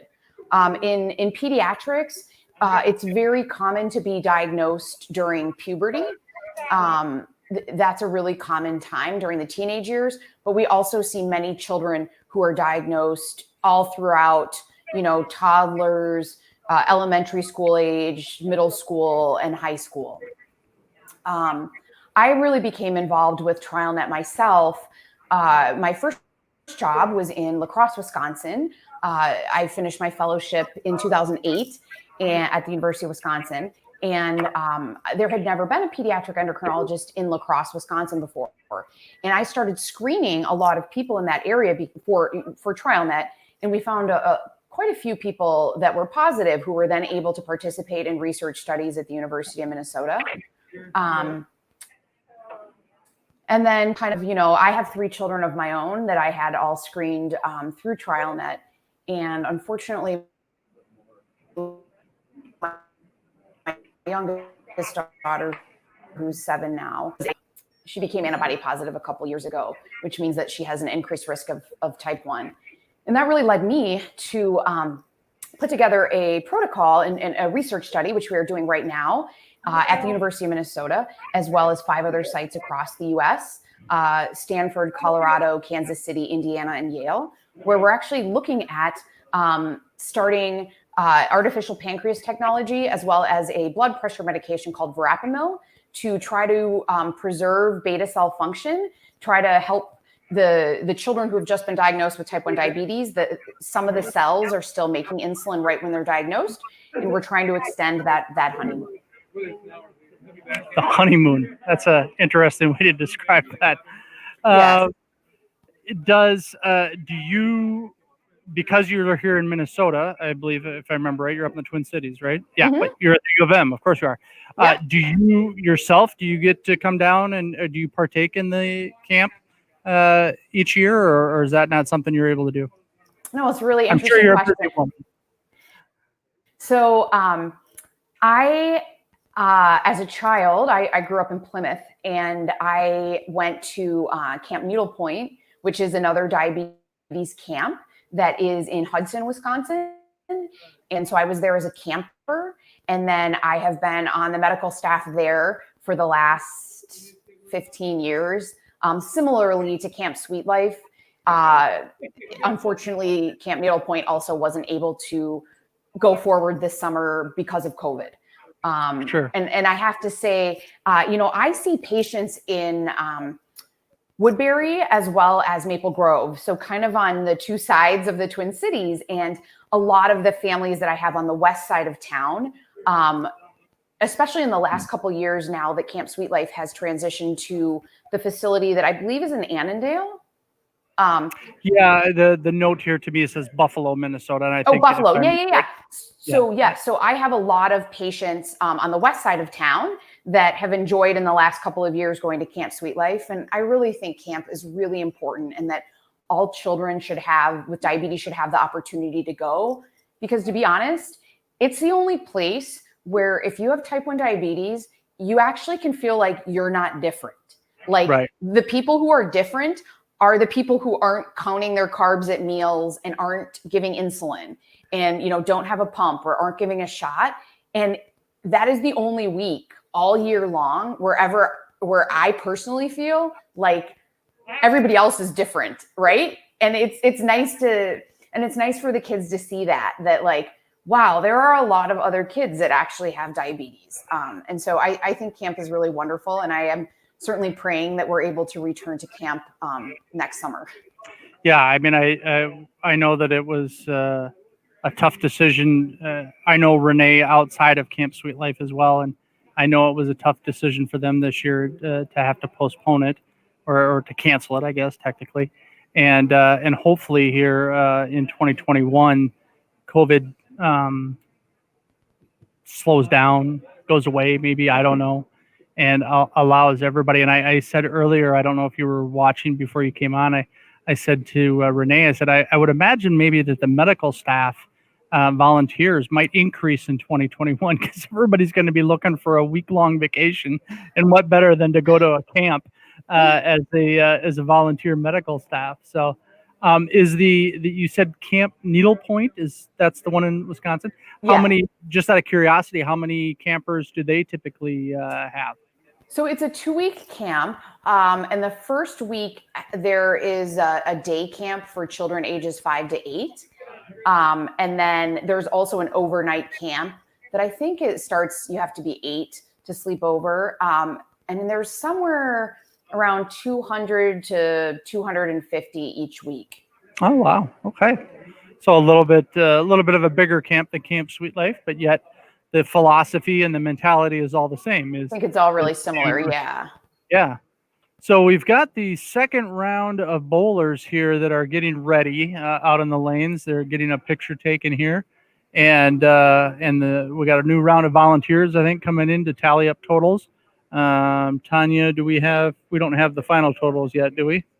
No, our runner disappeared. We're not sure where he went. But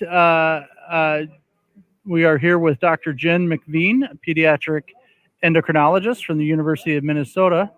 Michelle must be the only female bowler. They're getting ready to take this photo here. I think we can get part of it on the, no, we can't get it. They're right in the middle, which our cameras are pointing right apart away from each other at that particular point. We catch 1 or 2 people is all. Have you always been in endocrinology or endocrinologist, or were you start somewhere else and shift to endocrinology? No, in fact, it took 27 years to become a pediatric endocrinologist, if you count kindergarten through 12th grade, and then college, 4 years of college, 4 years of medical school, 3 years of a pediatric residency, and then 3 years of a pediatric endocrinology fellowship, which I finished in 2008. And so I've been in practice for about 12 years. Okay. So it truly has been my life's work. Yes. Yeah. You're definitely, without a doubt, dedicated. In my notes, says you're a Jdrf board member. Can you tell us a little bit about Jdrf? I mean, obviously we know what they are, but maybe a little bit more about like their mission statement and things like that. Yeah. So Jdrf stands for the Juvenile Diabetes Research Foundation. It was founded about 50 years ago by some parents of children living with type 1 diabetes. And the goal is really research. And the goal is really to ultimately cure type 1 diabetes, but also improve the lives, delay type 1 diabetes and improve the lives of those who are living with it. Jdrf is the largest funder of type 1 diabetes research outside of the National Institutes of Health and has raised over $2 billion over the last 50 years. So I am involved with Jdrf. Jdrf obviously does a lot of fundraising because their mission is research. And additionally, they provide different educational opportunities to educate the community about type 1. So I often speak for Jdrf. we do have a board here in Minnesota that is basically working on all of these things: education, surrounding type 1 diabetes, and ultimately, fundraising for research. The study that that was my idea and that I'm the protocol chair of at the University of Minnesota is a Jdrf funded study. And yeah, so it is really a wonderful organization. This is a perfect month for this event and to talk about Jdrf because November is Diabetes Awareness Month. Yesterday, in fact, was World Diabetes Day, which is the birthday of Dr. Banting, who is the doctor from Canada who discovered insulin. I did get that note passed to me last night that yesterday was World Diabetes Day. So that is ironic that we're falling on that same weekend. If you don't mind, Dr. Jen, I'm gonna bring somebody in here quick. We've got one of the Camp Sweet Life campers and his mother with us, and I'm just gonna bring them in here for a little bit. We'll visit with them, and then I'll come back to you if that's okay. Sure. All right. Coming in to us live now is going to be Joy. Sorry, Joy. Joy and Ezra Robinson. So welcome, Joy and Ezra. Hey, yeah, there you go. Hi there. We're wonderful today. Thank you. Thank you. What a wonderful day to be doing it, right? Oh, it's cold enough outside that you don't want to be outside, so we're okay being inside. That's absolutely right. Exactly. Hi, Ezra. How are you? Good. Good. How old are you, Ezra? 8. 8 years old. Mm-hmm. Wow. And I see you got your Camp Sweet Life Survivor shirts on. So how many years have you gone to Camp Sweet Life's camp, Ezra? Just 1 year. Just one year, because this year we couldn't go because of the wonderful pandemic we're all experiencing. So right. Mm-hmm. And so at what age, Joy, did you guys find out that Ezra had type 1 diabetes? He was 5 years old. Okay. 5 years old. So we've been dealing with this now for a few years. And right. Has it been obviously it's been a life-changing experience, but has it been something that, do you see an inspiration or some encouragement with Ezra in learning and understanding and being more accustomed to, for lack of a better term, the lifestyle of a diabetic now as he gets older? Right. Of starting to become a little bit more independent and learning some more things. I love when he makes great choices and stuff like that. And a lot of that has really come from Camp Sweet Life. So when he first went to Camp Sweet Life, that was our first experience, my first experience letting anybody outside of our home do insulin for him. And he was excited. He could have cared less that mom wasn't there, but it was probably a bigger deal for me to, yeah. And so after the very first day coming back there and seeing the staff and the nurses and all of the counselors, it was clear to me that he was very safe where he was, and they are a well-oiled machine there. It is amazing to see. And he actually learned a few things. So what is it that you learned? What did Tanner teach you? One of my friends, Tanner, actually teach me how to do my insulin in my arm. Yeah. Because I could not do it before I seen Tanner. That's right. So I was be able to do it when I talked to my friend Tanner. That's right. So through the encouragement, through the positive influence of other kids, something that I had been trying to get him to do, the whole time, he suddenly was willing to do because of these other great counselors, these other kids that experience it and know a thing or two. So yeah, it's amazing. So the future holds obviously a lifelong learning and testing and treatments and pharmaceutical medications and things like that. What in your, you got 3 years under your belt right now. what would be something that you would want to share with a new family that's just experiencing this for the first time? Oh. One- Hang on tight. Hang on tight. tight. It was nothing but scary, of course, and it's so much new information, and you keep learning. Really, after 3 years, we still learn. It still changes, and so it's great to have opportunities like Camp Sweet Life. You know, they are wonderful at introducing new information, at helping these kids, try new things, to see other things. What was your favorite part about camp? Probably seeing all the kids who have type 1 diabetes and saying to myself, I'm not alone in this. Right. That's a big deal. It didn't dawn on me that as a 5-year-old, he thought he was the only kid in the world that had to take 5 shots a day, you know?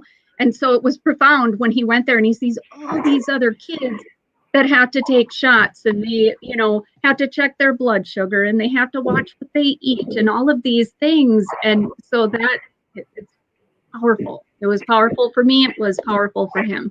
Yeah, and I think, you know, Dr. McVean, who is waiting in the back studio here, we call it. She alluded to that. I mean, that was something that she found very inspiring. Was the camp adventure was something that allows the kids to feel like, hey, we're the normal ones here. Right. The other ones are different. So it's interesting to hear you guys say that right after she had just said that. Well, Joy and Ezra, I've got Tanner. Where did we put the totals, Tanya? So Tanner, we had given Tanner the name He Spare Me. That was his bowling name today, and his grand total was 45 strikes. So Tanner threw 45 strikes there during his event. So congratulations to Tanner. Well, I want to thank you, Joy, and I want to thank you, Joy and Ezra, for joining us, and keep watching throughout the day here, and continue the good fight. Thank you so much. You guys are wonderful. Thank you. Thank you. All right, we're going to bring back Dr. Jen McVean here. Dr. Jen, I've got some more totals here. Tim Emmers, also known as 3 balls in a split, threw 174. I think 174. Chris Flesner, also known as Mr. Bipolar Roller, threw 138, and Michelle Bremer, quick release, threw 133. With a grand total just shy of 500. They threw 495 strikes. So we want to congratulate them. We'll have to figure out the math on that because this second round only has 3 bowlers in it, and on lanes. So lanes 1, 2, and 3 are shut down. Lanes 4, 5, and 6 has Matt Gillen, and we got to come up with a bowling name for him. Matt will be Mr. Turkey Bagger, we'll call him. And then on lanes 7 through 9 is Justin Wilkie, and he will be known as Ebola. We'll give him that name. And then on lane 10 through 12 is Jeff Brown. And Jeff Brown will be known as, I got to find a good one, Living on a Spare. So a little Bon Jovi action there. Well, welcome back, Dr. Jen. And, well, there you go. We just heard from one of the campers about the fact that they are feeling the same experience that you felt back in 1988. Well, and I still feel it, to be honest, right? I think type 1 diabetes doesn't go away, and I'm not a cute little kid anymore.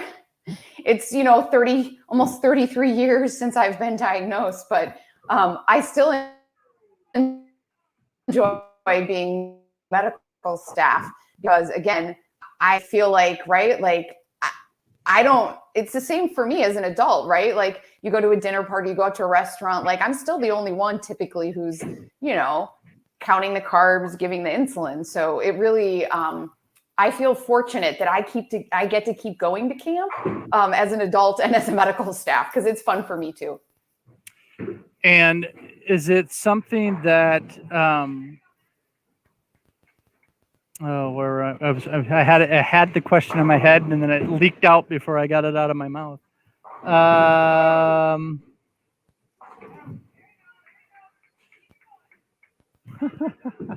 Sorry, it totally jumped out. Tanya passed me a message.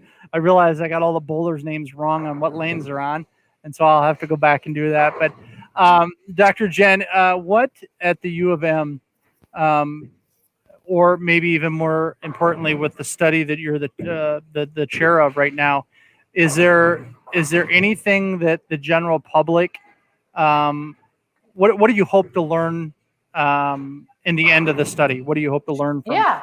So, so a little bit about what happens when someone develops type 1 diabetes. So it's an autoimmune disease, which means the body attacks itself. And so with type 1 diabetes, the body attacks the cells in the pancreas that makes insulin and destroys them. And we don't know why that happens. And there's nothing anyone can do to, prevent it. And so what happens is, as those cells start becoming destroyed, once about 85 to 90% of the cells are destroyed, that's when a person develops the symptoms of type 1 diabetes, which are thirst. So they're drinking more often, they need to go to the bathroom more frequently, and they often lose weight. And those are the symptoms that tend to bring them in, and then they're diagnosed. And so when they're diagnosed, they're started on insulin. And insulin is a life-saving medication. It's not a cure. And so what happens is they start on insulin, and at the point when they're diagnosed, still maybe 10 or 15% of the cells in the pancreas that make insulin are still alive. And the insulin is started, and then what happens is, for a period of time, which can be a few weeks or a couple of months, the diabetes is actually pretty easy to manage. And that's because those cells in the pancreas still make insulin. And once we start giving the patient insulin, those cells that we're trying to keep up for the whole body are finally like, oh, thank goodness, we finally have some help. And so hence the honeymoon. So it's called the honeymoon. And sometimes families will think, oh, my kid doesn't actually have diabetes, but they do. And unfortunately, the normal course of disease is that in the next the time frame varies, but in the next few months or so, the rest of those cells eventually die, and then the diabetes becomes harder to manage. So our goal is to start a couple of different treatments. One is artificial pancreas kind of therapy, and the other is a medication called verapamil shortly after diagnosis to try to keep those beta cells left that are making insulin, to keep them alive. Because we know that people who have beta cells, there are some people who had diabetes for decades that they're on insulin, but they still have some beta cells that are working. And those people's diabetes is easier to manage, and they have fewer complications. And additionally, there's a lot of research that's going on into beta cell regeneration. So I truly believe that if for somebody who's diagnosed today, if we can save their beta cells that are left, I think that in their lifetime, they might be able to come off of insulin. And so that's really the goal of this study, is to use two different therapies to see if we can save beta cells.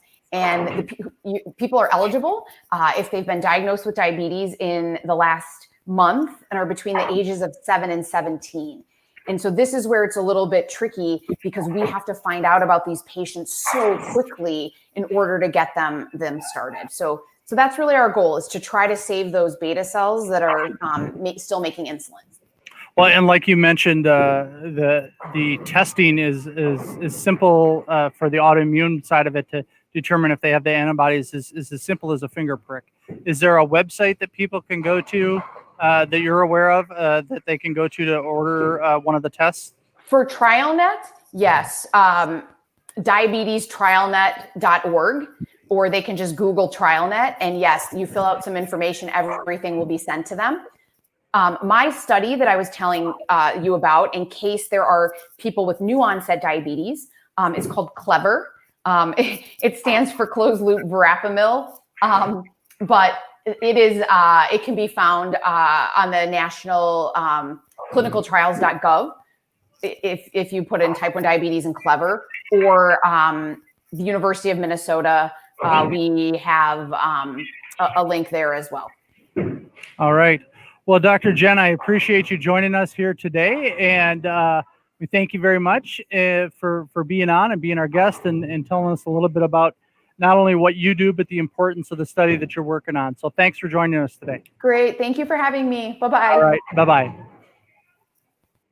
All right. Again, this is Jay Deuscher. We are at the Strikeout Type 1 Diabetes Bowl-A-Thon at Victory Bowl in Mankato, Minnesota.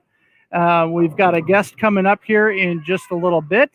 We have Tanya. Your spelling is terrible. I can't tell what that says. Hi. Okay. Kai. Yep. Hi, this is Tanya. I think Tanya's talking to him right now.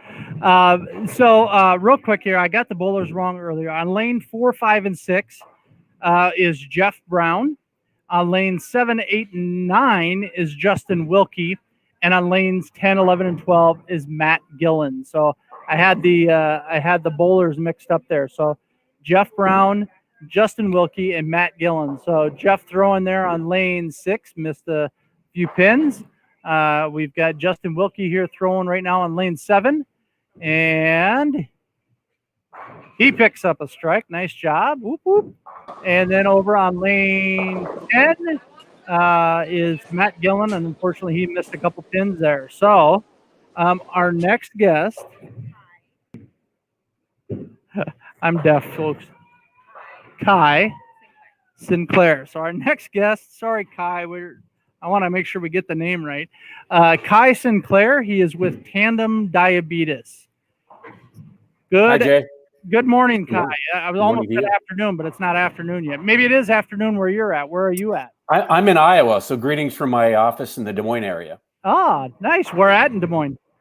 Johnston, so one of the northern suburbs. I see that Golden Gopher helmet behind your head, so we can break down the game if you'd like. I'm an Iowa graduate.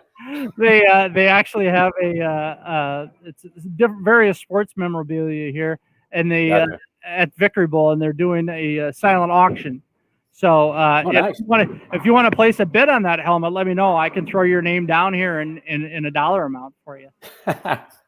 I'll pass on that, but I'm the territory manager for Iowa and southern Minnesota, so cover the Mankato area. And so, yeah, Dr. Robert Larson, one of my favorite people on the planet, I think will be one of your guests later today.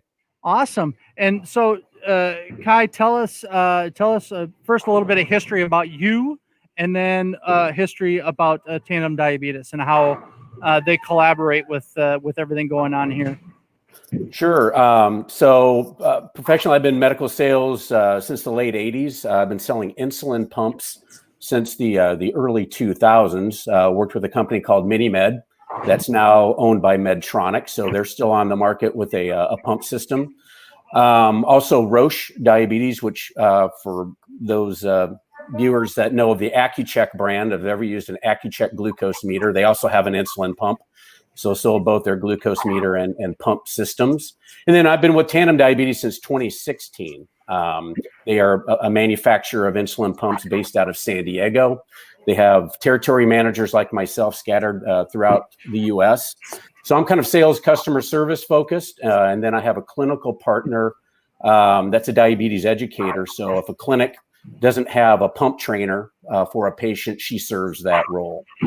And so, insulin pumps have been around since the 1980s. When I first started selling insulin pumps in the early 2000s, they were still, about pager size. This is our system right now. It's touchscreen, so the technology has improved over time. Where the first pump systems I sold, you would have to scroll through a variety of different menus to get to where you needed to be to interact with the system. So essentially what we're trying to accomplish with insulin pump therapy is mechanically what a healthy pancreas does, right? So for our patients that have type 1 diabetes, or even some of our type 2 patients that use insulin, the patients can either take multiple daily injections, which include usually a long-acting insulin, and then they use a rapid-acting insulin at meal times or if their blood sugar's high. So with insulin pump therapy, the long-acting insulin goes away, and we fill the pump system with a 3-day supply of the rapid acting insulin, so either a Novolog or a Humalog, and then it's connected to some tubing that connects to the body. So this would be on the patient's body that's continuously delivering the insulin. So throughout the day, the patient's getting a steady stream of background insulin. And then when the patient eats something, instead of taking a shot, they tell the insulin pump to give extra insulin for a meal or a high blood sugar. So hopefully that makes sense. It does make sense. It does. The loud cheering you hear in the background is the end of session 1 here for our bowlers, the second round of bowlers here. So everybody giving them a cheer here. So they're going to take a break and get some Gatorade and find a way to get their arm massaged and stuff like that. We should have maybe had a sponsor like with arm slings or something like that as part of this event for all of this. Exactly.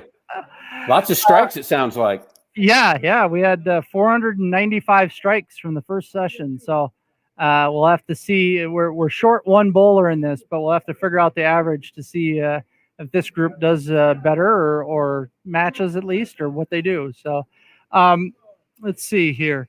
So Tandem Diabetes is the company. Correct. Where are you? Where is the primary hub or the headquarters at? Yeah, so our primary headquarters is in San Diego, California. And interesting, your next guest, Chris Weston with Dexcom, our pump system talks to that continuous glucose monitor. They're also based in San Diego. So we're separate companies, but based in the same zip code. As our company has grown, we have opened up an additional office space in Boise, Idaho. Basically just to, every time we put a patient on one of our insulin pump systems, we have a 24/7 tech support team. So that if there's an issue going on with their device, they can give the company a call to be able to help troubleshoot with the technology, and basically, keep our patients safe and healthy, hopefully. So that growth in the Boise area was to kind of help support patients and field-based staff like myself. And is Tandem Diabetes U.S. specific, or are you in other countries as well, or? Yeah, so we launched our first insulin pump, the T-Slim system, in 2012, and we're primarily in the U.S. But just recently, probably within the last 2 years, have branched out into Canada and a few countries in Europe. So patients go to, if they're watching globally, to tandemdiabetes.com, and there's a list of different countries where. Usually in different European countries, you work with not specifically with the manufacturer, but with a specific diabetes supply company distributor. Okay. And is there? Do you find with the insulin pumps, is it a device that insurance companies are more readily willing to pay for because it's in the long run it's cheaper than the continuous needle pokes and all the supplies that go with that? Yeah, especially in my career, which has been a couple of decades, we've seen really great improvement with coverage for the technologies for insulin pump therapy and the continuous glucose monitor. I know I sell the pump, and Chris is coming up after me, but to me, that's been the biggest game changer really for patients, is that continuous glucose monitoring. I mentioned I sold meters in the past. So when a patient does a finger stick and basically does a sample reading on their meter, they're looking at a static number, right? Let's say the blood sugar is 200. They have no idea if that blood sugar is going up or down or how fast, right? So the ability to see real-time glucose, see how fast it's basically going up or down, and now talking to the insulin pump. The technology now is controlling insulin in the background based on that predictive glucose value. In the past, when I started selling insulin pumps, really for a patient to be safe on a device and an insulin pump, they had to do a minimum of 4 finger sticks a day, because again, there's no long-acting insulin that the patient's using. So if there's an issue where the pump is delivering at the body, if there's a situation where they might not be getting the proper amount of insulin, the blood sugars could go up pretty quickly. and patients can get into trouble. So really with the continuous glucose monitoring, it's kind of patients can still do finger sticks and check on their meter. But now that they're getting updates every 5 minutes, basically from their continuous glucose system, it's pretty remarkable. Well, Kai, I want to thank you for joining us today here. Sure. and being part of the broadcast. The bowlers are getting the countdown here to start back up. So we'll get back to streaming the bowlers so everybody can see that. And we want to thank you for not only being a part of our broadcast, but just helping in the ways that you can fight juvenile diabetes and help those families out. Obviously, the insulin pump, when I was talking to Dr. Jen McVean there a little bit ago, I mean, the insulin pump was a game changer. I think not only in medicine as a whole, but just obviously in the lives of the patients. And I'm excited to always see new technology, to see what that technology can do to enhance and improve the lives of others. And so thank you again. No, thank you, Jay. Thanks for your efforts to raise money for camp. Sounds good. Thanks a lot. Yeah, take care. All right, bye. All right, we are going to take just a short break here, and then we will be back with Chris Weston, who will be joining us, and she is from Dexcom. And again, that was a company that Kai was just referring to that they work closely with each other in the industry and to help the lives of those with juvenile diabetes. So we'll be back with Chris here in just a moment.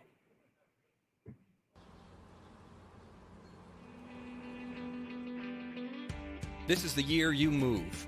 This is the year you take that next step. Whether you're starting out, starting over, or starting something new, you need a local moving company that you can trust. We're Mankato Movers. We're your hometown moving resource, and we'll get you there. Call or email about our pre-move service today.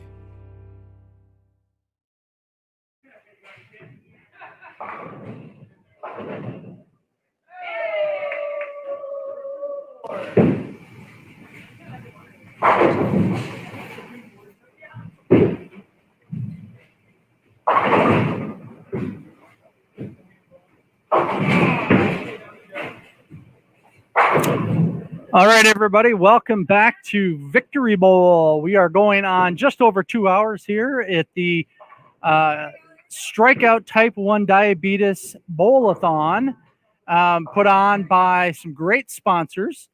We have Camp Sweet Life Adventures, Lions International, Children's Hospital of Minnesota, Mankato Clinic, the Minnesota River Valley Title and Abstracting, Global Innovations Bank, I-35 Auto Recycling, the Atomic Star Tavern, Ummy's Bar and Grill, the Underground here in Mankato, Code 3 Bowling and Party, and M. Peters Enterprises. So we want to thank all of the sponsors as well as Victory Bowl here in Mankato for hosting this event.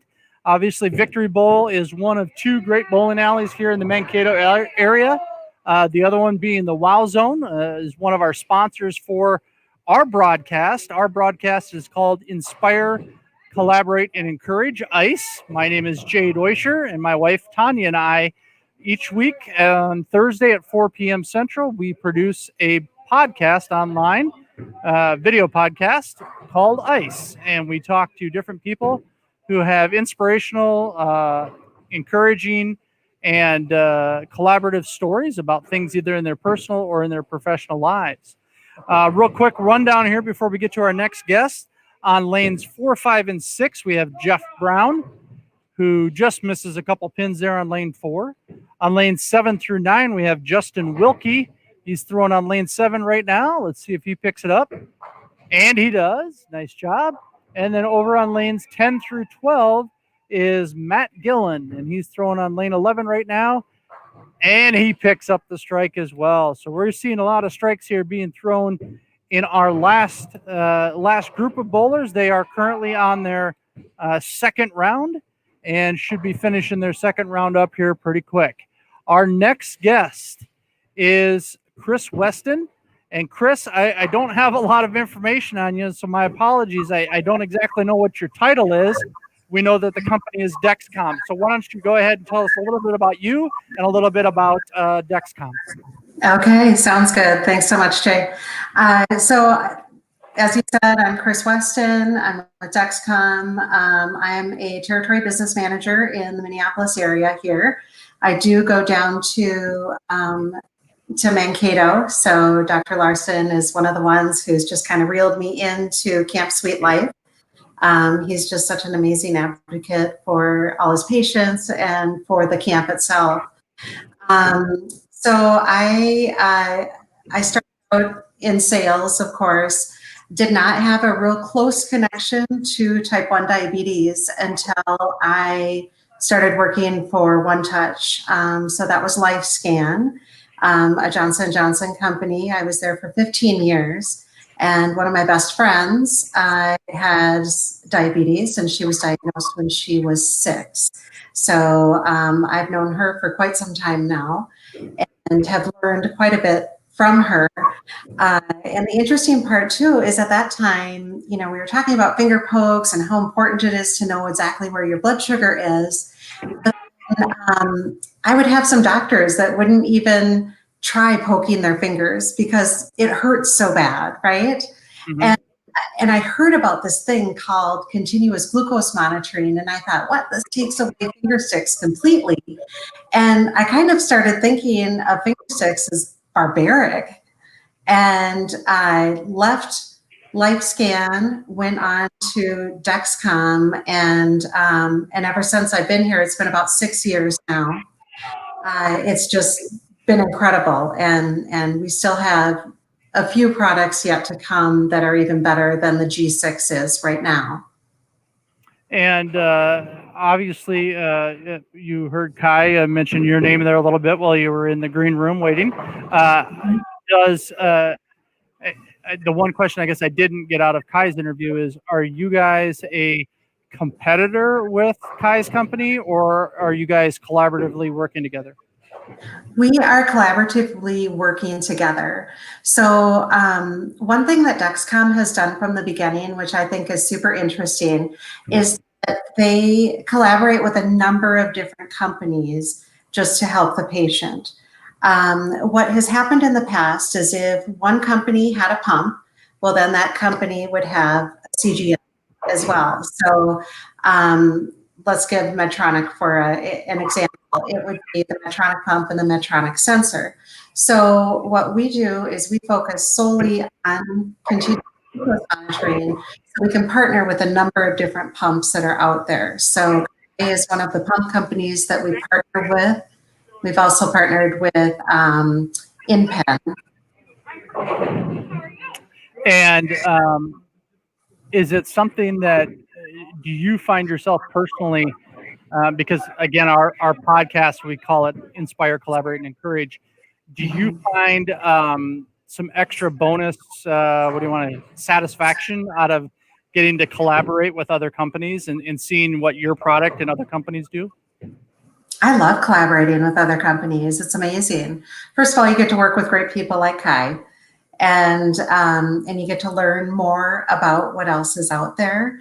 It just expands that the knowledge, and it also expands the patient base that we're able to help. So if we were, say, only to partner with Tandem, well, then it would only be that small set of, well, actually, it's going to be a very large set of patients, but it would be one set of patients that we would be able to help. But since we're collaborating with InPen and with Omnipod and other companies that are out there, it's just nice to expand that voice of CGM. And we can focus on the CGM, they can focus on the pumping. Awesome. Yeah, I always with the medical background that I have is primarily being a paramedic. I always found it satisfying too to be able to collaborate with other entities, whether it's police or fire or another ambulance service, and you always kind of feel like the team's all working for one goal there when you have say a bad car accident or something along those lines. Does being on the sales side of it, do you get to see the patients at all, or are you dealing more with the providers? You know, my job is primarily to deal with the providers, but I end up seeing a number of patients throughout this. So our CGM, our G6 in particular, is FDA approved for patient self-start. So I find that I'm seeing less and less patients the longer that I'm working for Dexcom. But still, I do have some patients that I'll run into during fairs, like for the Jdrf or the ADA, different programs that they're having before COVID, right? And hopefully again after COVID. But it's fun to see everybody, and people come up to me and they say, "Oh my gosh, you have changed my life. I can sleep." I hear that especially with the tandem patients, because it's really kind of an artificial pancreas, and the child can sleep. And I have patients that come up to me and say, "I can't believe it. I mean, I slept a whole night. It's the first night since the child has been diagnosed that I've been able to sleep the whole night." And then they look at their tandem afterwards and they see exactly, when insulin was cut off, when insulin was given more. And, I wish I could credit for it, of course, but I can't. And I just say, "Oh, that's good. We're just happy to help." I'm only the messenger. I'm not the developer. No, I would imagine if you were the inventor or the developer, we probably wouldn't be talking to you. You would maybe be somewhere very warm and not here in Minnesota. Right. Do you get to deal, or do you get to participate in Camp Sweet Life at all personally, or just a kind of a background supporter? Yeah, so the capacity that I help out with Camp Sweet Life is just on that Sunday, the day when all the kids are coming in and they're so excited to see all their friends that they hadn't seen for a year. And I have a display booth there, and I talk about our product and just introduce them to G6 and what it's all about. So it's really fun to be there on that day. Do you find when you're doing that, do you find the kids really engaged in wanting to know about your product and learn about it, or is it more mom and dad before they take off? That's a great question. The mom and dads are usually they're interested, but I think they've got a little bit more skeptical view to it all, because some of these things, especially with technology, they're very new and it just takes time to learn about them. They're so excited to see their friends. They basically pick up this, and they're like, "Oh, that's super cool." And then they go see their friends and they go off and do what. Yeah. I don't like sticks though. So that's how we get them into the booth to talk to us. Well, what else would you like to share with those that are either tuning in live here or watching this on replay? What other tidbits would you like to share with us about Dexcom? Sure. In addition to the amazing technology that we have, I think it's important to know that Dexcom is very patient-centered. We're all about the patient. If there's any patients who are listening that want to become a Dexcom warrior, or if you have inspiration, jump onto Dexcom.com and you can see all of the warriors that are out there. And really what that says to me, and these are all Dexcom patients who have done extraordinary things in their lives. And what that says to me is that there really are, no limits with what a patient with diabetes can do. They can climb mountains, they can do triathlons, they can, like Dr. McVean was saying, they can be spelling bee champions. There are so many things that that Dexcom and just diabetes patients can do.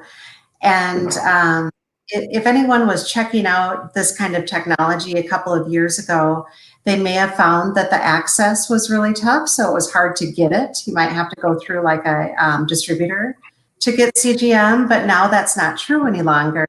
So now the access is much greater. You can get Dexcom at your pharmacy, and the cost is extremely low.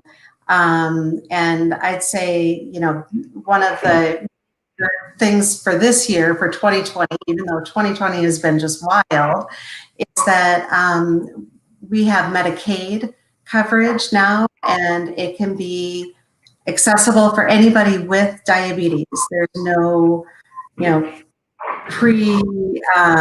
don't have to meet any criteria or anything else except for having diabetes.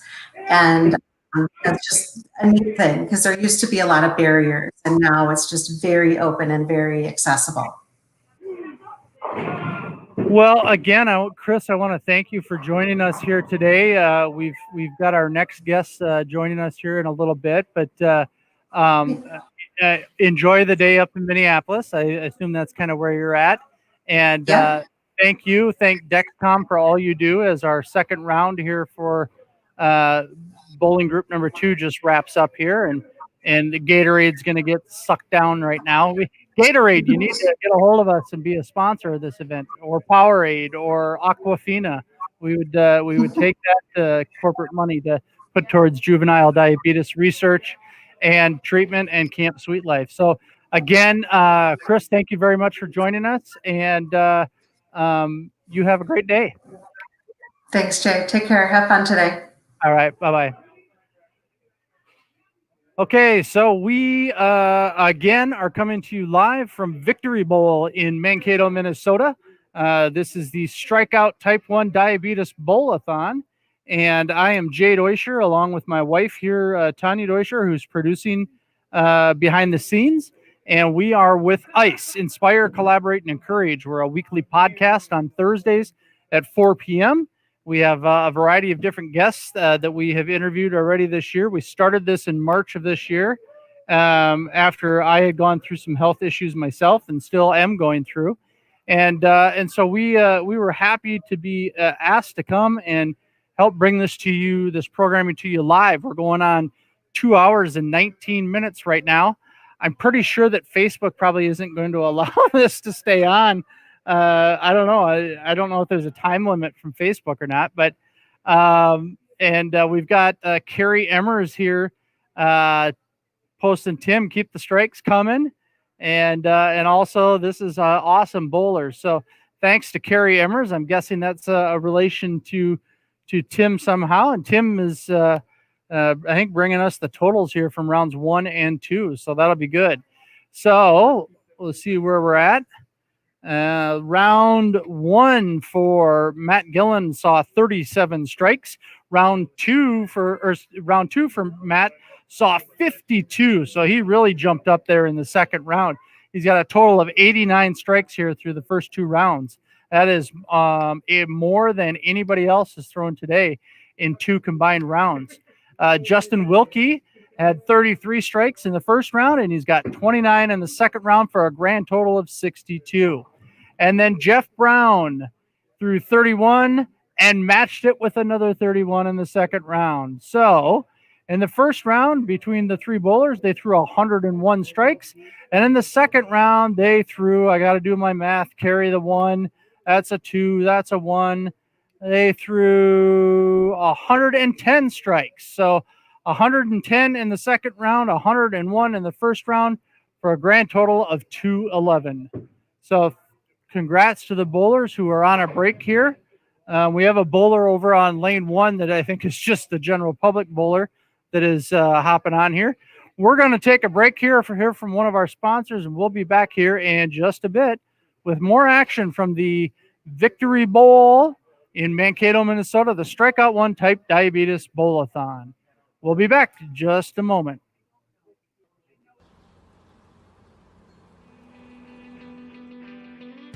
This is the year you move. This is the year you take that next step. Whether you're starting out, starting over, or starting something new, you need a local moving company that you can trust. We're Mankato Movers. We're your hometown moving resource, and we'll get you there. Call or email about our pre-move service today. How's it going, Dave? You're right, but they didn't show me there was anything going on. Oh my God. You good?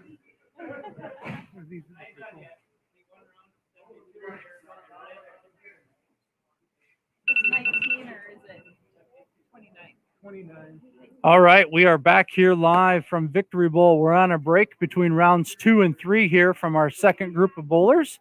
We're going to make Tanya do math here after a bit and see what our average of this group of is. Yeah, she's shaking her head. I can't do math. It's too many numbers. Anyways, not nice, but true. So you can't deny it. We have a special guest coming up here in just a minute. It is Tim Emmer's wife. No, daughter. I almost said wife. It's her. Way too young to be the wife. It's the daughter, and she's laughing in the green room. I can see her laughing in the background. So, Milena, I hope, did I get that right? Give me a thumbs up if I got that right. Yep. All right. So we will have Milena on here in just a second. And as the bowlers now are just getting back to action, Jeff Brown here right in front of us on lanes 4, 5, and 6 picks up a strike there on lane 6. Justin Wilkie over on lanes 7, 8, and 9 just missed a couple. And Matt Gillen over on lanes 10, 11, and 12 leaves one pin standing there on 12. And Jeff Brown's got back-to-back here to start off our third round of bowling. Welcome, Milena. How are you? I'm good. How are you? I'm great. Your dad's here. He'll be able to hear me talking, but he won't be able to hear you. So he'll have to go back and rewatch this. So, Milena, how old are you? I'm 13. You are 13, and you go to school where? My mom homeschools me. You're homeschooled, and you would be considered what grade? 7th, 8th? 8th. Mm-hmm. 8th grade. Awesome. And your dad there in that first round of bowlers today threw a total of 174 strikes. So he set a pretty high bar, but Matt Gillen might have him here. Matt's throwing some wild strikes in that second round. But have you been tuned in all day watching? Yep, me and my family have all been watching it. Awesome. And I am guessing that you have type 1 diabetes, correct? Yes, I do. Me and my sister have it. Okay. And how old were you when you found out that you had it? I was 5 years old, so I've had it for 8 years now. Okay. And at what point, Milena, did you start to understand what it was that you had? Like, how old were you when you really kind of started to understand that your body was reacting differently to sugars and things like that than most kids? Well, when I was obviously 5, I didn't understand much. But I remember around the age of 7, I'd say, I was going to a birthday party and I was the only one there who was having to do shots. And I remember being really confused, and I was kind of upset and embarrassed about it, because I was the only one. I was kind of isolated, being the only one doing that. But Camp Sweet Life has definitely helped me with that. And I have a lot of fun there, and it helped me realize that I'm not the only one who deals with that. And how many years have you gone to camp for Camp Sweet Life? 6 or 7 years, I think. 6 or 7 years, yep. So you started out obviously as a day camper because you would have been in that 5 to 8 years old group, and now, or 5 to 7, excuse me. And now you're getting to do the overnight camping, which I bet is a heck of a lot more fun than just the day camping, isn't it? Yeah, it's a lot of fun. I've met a lot of really great friends there. And friends that will probably be lifelong friends, right? Because they don't necessarily live here in the Mankato area. They're from North Dakota, South Dakota, Iowa, Wisconsin, all over the place. Is your sister, you said your sister also has it. Is your sister older or younger than you? She's younger than me. She is 11 years old, and she was just diagnosed June of last year. June of last year. So this is really new for her then, isn't it? And how have you as a big sister been able to inspire her and help her get through this? When she was diagnosed, she was really scared about it. And she would see me before she was diagnosed doing my insulin pumps and Dexcoms. And I guess what I just tried to do was to let her know that I'm here and I can support her, and that everything is going to be okay. And even though it's a big change in her life, that she can still live her life normally as a kid that she usually would. But just with a few different things that she has to do. But she's been doing great with it. And I just want to let her know that I'm here to support her. Well, I have a number of brothers and sisters myself, and I'm one of the youngest. And as when you're looking up to the bigger, older siblings, it's pretty cool to have one that's gone through some of what you're going through. So I'm sure that you have probably been a very, very big inspiration to your sister at going through this, especially with her being so new to it. And you're kind of an old veteran now at this point. You've had it for 8 years, right? Do you find that now that are there things that you can't do, or are you pretty much bring it on? I can pretty much do everything that a regular teenager would do. So it's really great. And I think that that's probably a result of all the different technology, like the people before you that we were talking to, that all that technology out there keeps coming along and allows you to live a normal life, or and be a regular kid. And so I know you're Tanya, you're gonna get caught. I just saw it. Tanya just about jerked her whole computer onto the floor. So I know a little bit about your dad because he was in my networking group for a while. Now he's in Tanya's networking group. I know your dad's a pretty good singer. Yeah. Did that pass down to you? Kind of. I'm a pretty shy singer. I've done a few like just church choirs before for like the Christmas program, but I wouldn't call myself a great singer. So American Idol maybe isn't really a thought yet at this point, or following in Dad's footsteps and going on The Voice? No, I don't think so.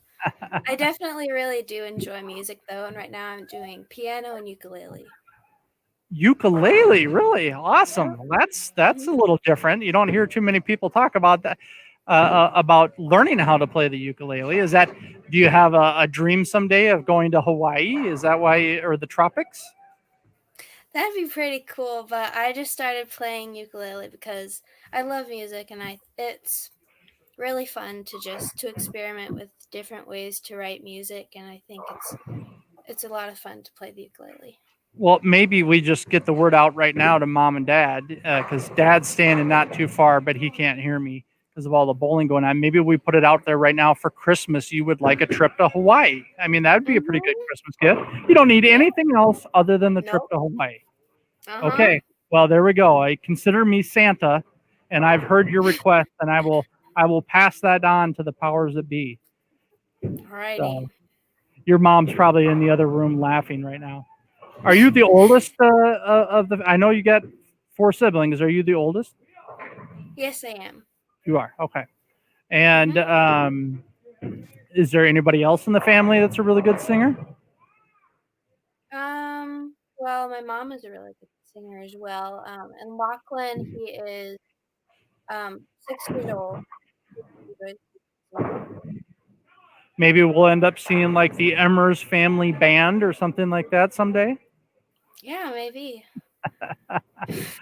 All right. Well, Milena, I want to thank you for joining us and being on here with us. And your dad did a great job throwing 174 strikes and really putting this whole event on. I know that this is very near and dear to your dad, and it's a pretty cool thing here to see not only the sponsors but also the people that pledged money to the different bowlers for each strike they throw, and all of this is just going for you and the other kids that you've become friends with to be able to have that camp next year. So let's hope that darn COVID goes away and that you guys all get to get together next summer after 2 years of not getting to see each other. Have you been doing Zoom with some of your friends so that you can see them? Not really, but I've been texting a few of them. Oh, there you go. Yeah, texting, Snapchatting or something like that. Maybe, I don't know. All right. Well, Milena, thank you for joining us, and you have a great rest of the day, okay? Thank you for having me. You bet. Thank you. All right, I forgot to turn the bowlers back on there, Tanya. All right, we got the bowlers on right now. Let's see, we got some comments here. Is this anything? Oh, it's all from you. That's weird that it gives us our own comments, but you're trying to get my attention. Okay, all right. So our next guest coming up here in about 5 minutes is going to be Dr. Robert Larson from the Mankato Clinic Diabetes Center, and he is a founder of Camp Sweet Life. So he'll be coming up here at 12:30. Lane 4, Jeff Brown throwing one down here, and leaves one pin there on the back right standing, and Justin Wilkie ends up leaving a couple standing, and we got Matt Gillen over on lane 11, left one up, throwing now on lane 12. And Matt takes them all out on 12, and Jeff Brown takes them all out on lane 5. And Justin Wilkie follows right behind on lane 7. So 3 in a row. We got the turkey. Gobble, gobble, gobble, gobble, gobble, gobble. Jeff Brown pulls another one out on lane 6. Oh, another one on lane 9. We got 5 in a row. I wonder how many, if we've taken track of that. We're up to 5. Matt's last pin didn't fall there. And there we go. Jeff and Justin both throwing 3 in a row. They got the gobble gobble. Again, Jdrf here with Inspire, Collaborate, and Encourage, coming to you live from Victory Bowl in Mankato with the Camp Sweet Life Strikeout Type 1 Diabetes Bowl-A-Thon.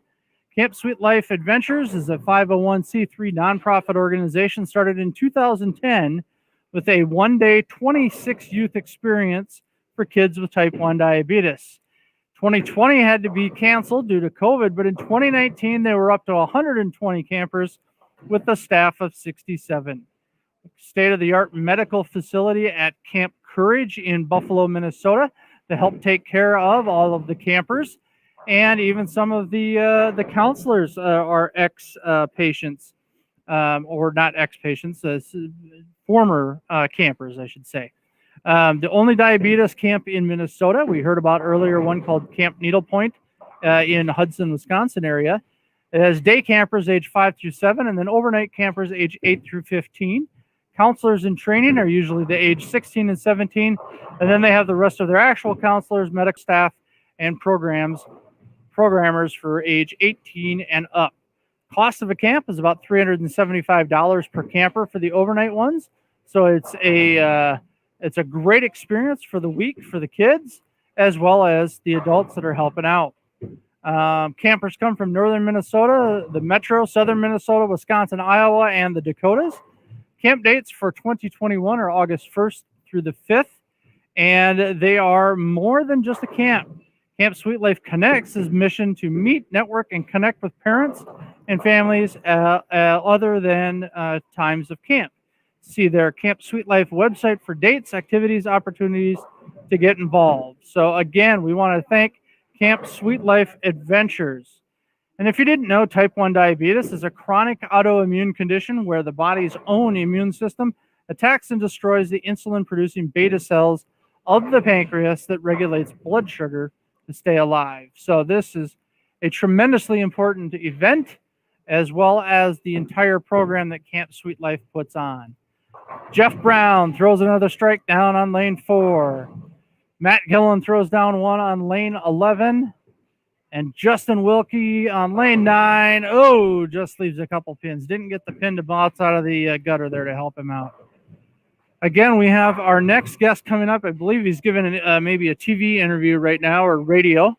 So we'll let him finish that before he joins us. And we're going to take a break real quick. Again, I'll leave the bowlers on while I take a bathroom break. I'll be right back.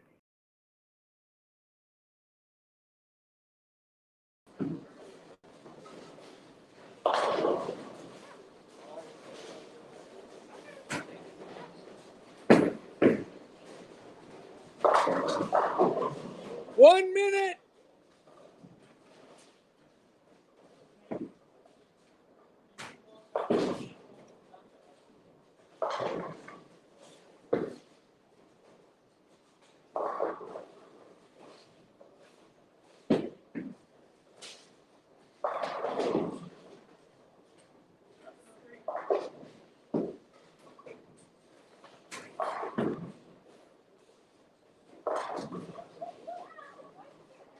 30 seconds.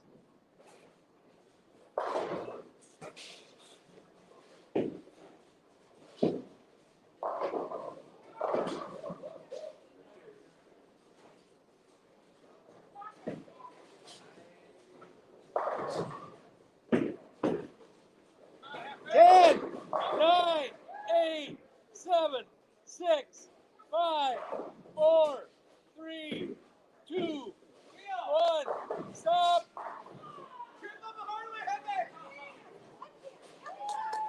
Only one more 15-minute session. No way. No. Only one more. We get a 5-minute break. 15-minute break to 5 minutes. Yeah. I agree. Better. You doing okay there, Matt? That was a lot better than I could do. It's fun. I didn't think you'd be a cheerleader for second place.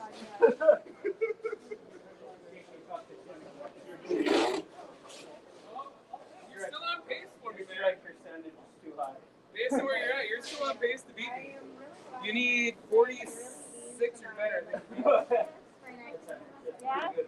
How do we do this time around for Justin? That's pretty hard. And Jeff had 30. 30? Take your time, though. You're freaking bowling a lot better when you're not playing. You'll definitely feel more confident and you're like, Keep your phone still back. All right, we are back here at Victory Bowl, and I'm going to kill Tanya's camera here. Tanya, actually, can you shut your camera off?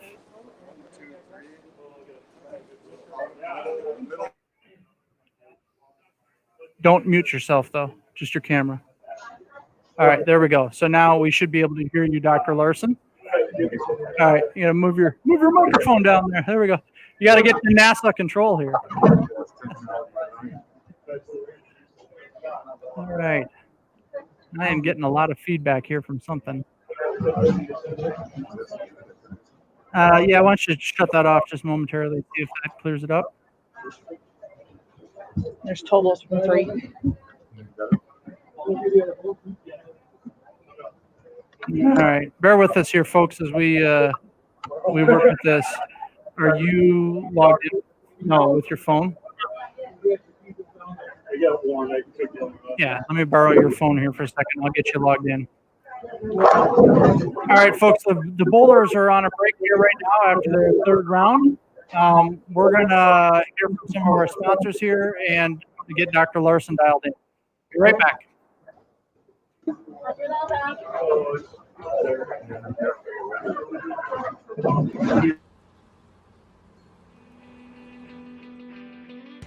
This is the year you move. This is the year you take that next step. Whether you're starting out, starting over, or starting something new, you need a local moving company that you can trust.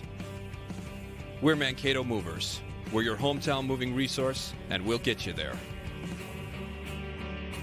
Call or email about our pre-move service today. You get 170 strikes in a year.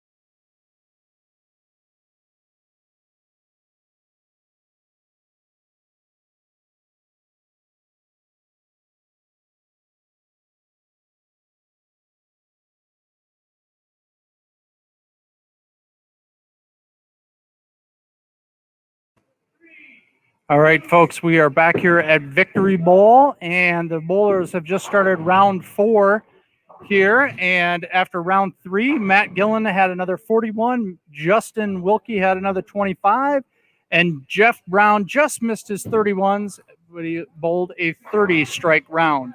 So they are now starting their 4th round. I'm going to once again introduce our next guest is Dr. Robert Larson. Hello, Dr. Larson. Greetings. Good morning. Good morning. So, Dr. Larson, you are a physician at the Mankato Clinic Diabetes Center, and you are one of the founders of Camp Sweet Life. Is that correct? I am honored and privileged to have been part of an effective team to get Sweet Life started back in 2010. And how many? It was monumental. Yeah, go ahead. How many of you put Camp Sweet Life together? How many of us put it together? Yeah. Oh, about a half a dozen. And is everybody that put it together still active today? Yes, Renee Mays was in our initial group.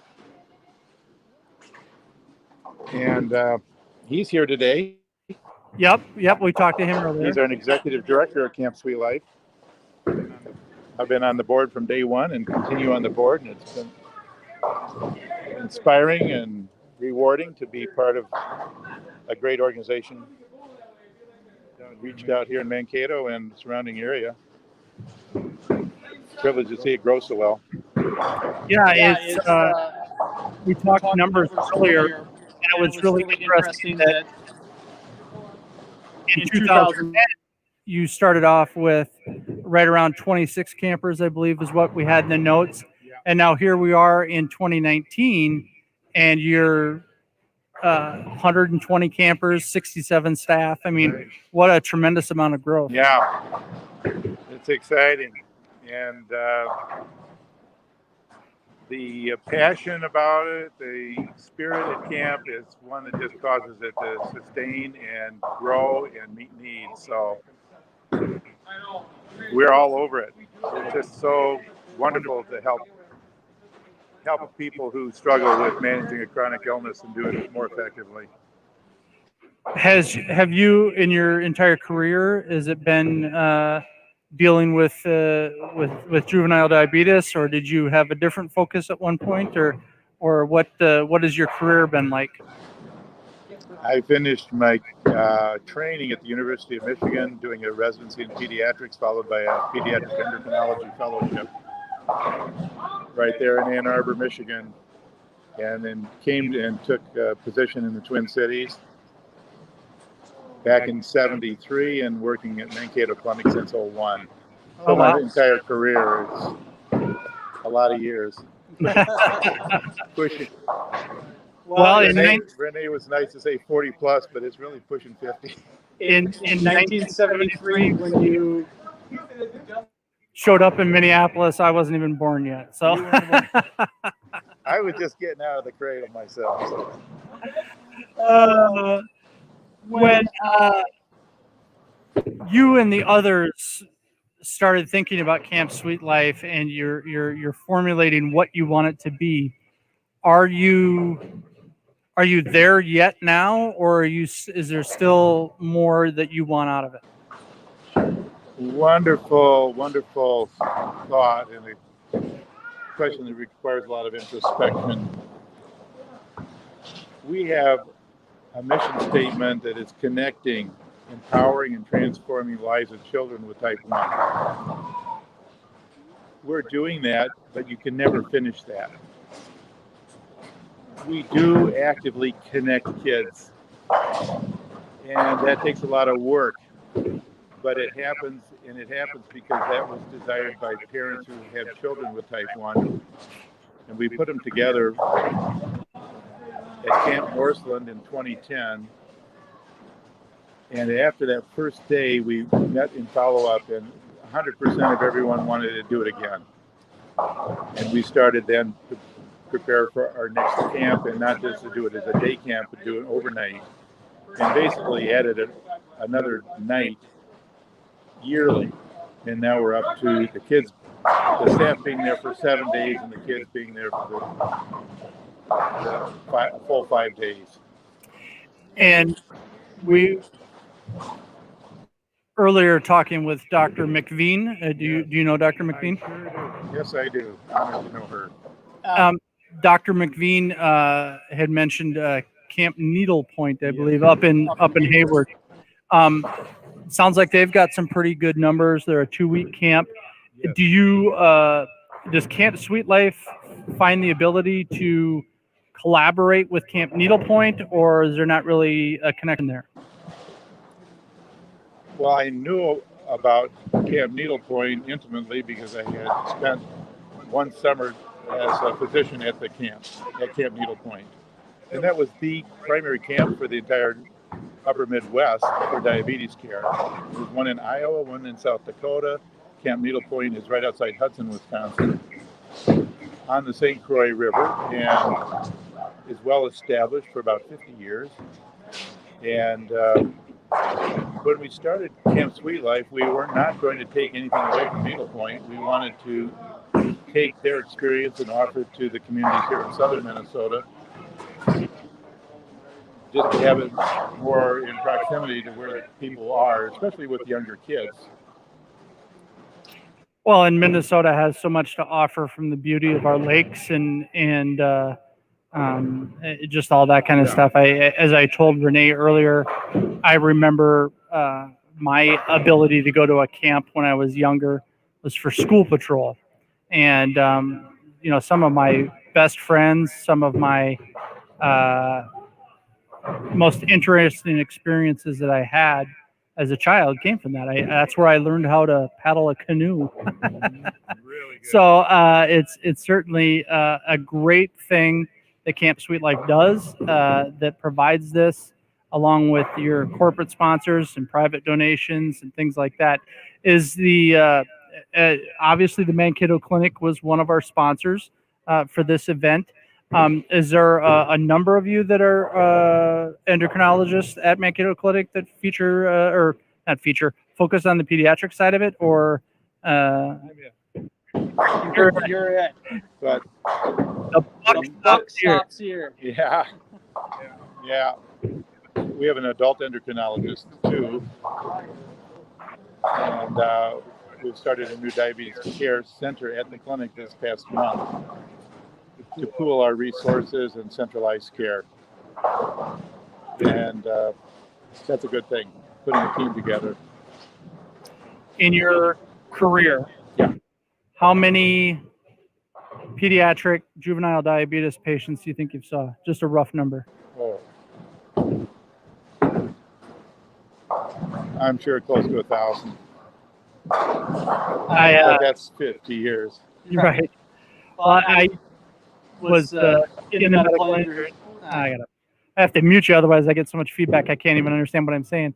I was in the medical field as well for 24 years, 17 of them as a paramedic, and people always ask me, well, how many calls did you run in your career? And I started out, I know the first 2 years of my career, I kept track, because that was something we had to do when we were in paramedic training, was we had to keep track of our calls. And it was just more of a, female patient with shortness of breath. It wasn't any HIPAA violation stuff. And so I did that the first couple of years of my career, and I really wish I wouldn't have stopped doing it. It would have been interesting to see when I quit how many calls I had been on. Otherwise, I'd just be completely guessing at this point. Yeah. Well, Dr. Larson, you've been great today. You've been our runner, getting some numbers for us, and we appreciate you being on here. Is there anything you'd like to say to the viewers, either live or tuning in, about juvenile diabetes as a whole, or with Camp Sweet Life? Juvenile diabetes as a whole, or with... Coming over here, I didn't expect to come up with this idea, but I turned on to Victory Drive, and looking at that sign said something. That's no mistake. And we're at the Victory Bowl, and we're actually having an event here, which is a victory. And Tim Emmers, father of 2 girls with type 1 diabetes, knows this isn't just a name. This is a life condition that is full of fear and agony and worry and stress. And he came up with the idea to strike out type 1 diabetes because his hope and prayer and dreams for his children is that they wouldn't have it. And it's not just a good idea, it's seems like a passion, a demand to get rid of the angst and worry and threat of the disease. And I believe we're on track to help manage that disease at Camp Sweet Life, but also just put the idea of striking out diabetes is so worthwhile because it gives all of us a new passion, a new energy to support all the programs that are absolutely working on new research to come up with potential prevention or cure. And that's not a pipe dream anymore. Right. We've heard from. It's a reality. It's a reality, and the FDA has recently been submitted with a new biologic this month that could be approved in another 1 or 2 months. They have 60 days to say yes or no to it. And it's a new medication that could actually prevent children at risk for getting diabetes to markedly reduce the risk of ever getting that disease. We're delaying it a long time, and another round of treatment might stall it off completely. So it's hopeful. It's hopeful. And it's not a vague hope, it's a reality nearly ready to jump on us. Well, when we take a break here in a second before our next guest, I'll share with you the research study that I'm involved in. That'll probably be interesting to you. So, Dr. Robert Larson, the pediatric endocrinologist at the Mankato Clinic Diabetes Center. Thank you very much for joining us, Dr. Larson, and thank you for being one of the guiding lights that founded Camp Sweet Life for these campers as well as the counselors and all the staff. All right. We will take a break, and then we are going to be back with Kirsten Drugan. I'm not sure which way it is, but we'll be back with her here in just a bit as the bowlers are finishing up their 4th round.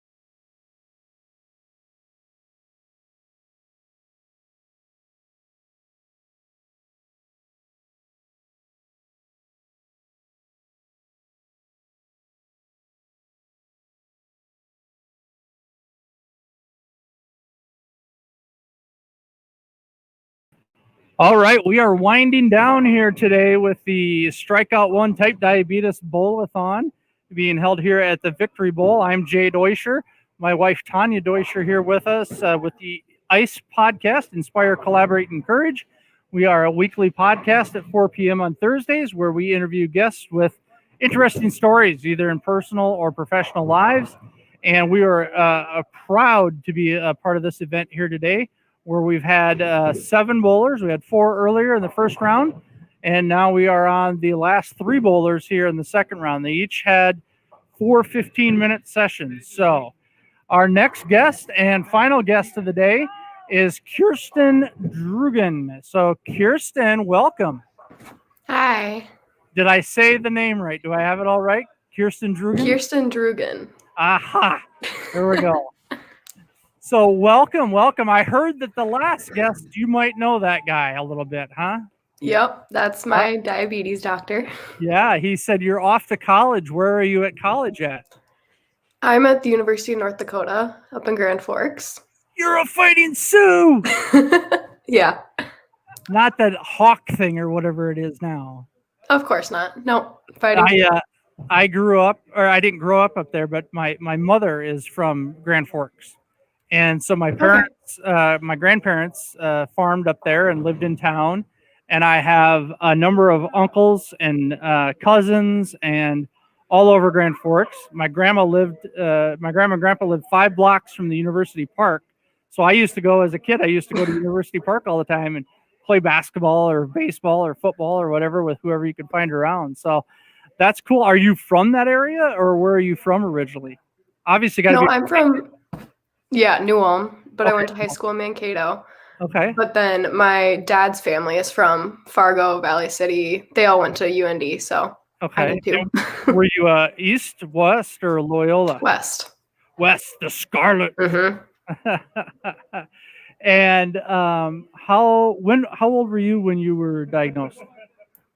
I was 12 when I was diagnosed. Okay. And so were you right away first year involved in Camp Sweet Life, or how old were you when you started getting involved with Camp Sweet Life? I wish I would have been involved right away, but I did not know about it until I switched diabetes providers to Larson, and he had introduced me when I was, I think, 16. So then I was able to be a counselor in training that following summer 2017. Okay. And the bowlers here have ended, so we're done with the bowling portion of this. So it's just you and me now chatting. And so you said age 16? Is that what 16, 17? Yep. Okay. So then you kind of, when you got into it, you really weren't even so much the camper. You were kind of like counselor in training a little bit right out of the gate, huh? Yeah, I started off as a counselor in training, but they were short on counselors that year because someone had something come up. So I started right away as a counselor.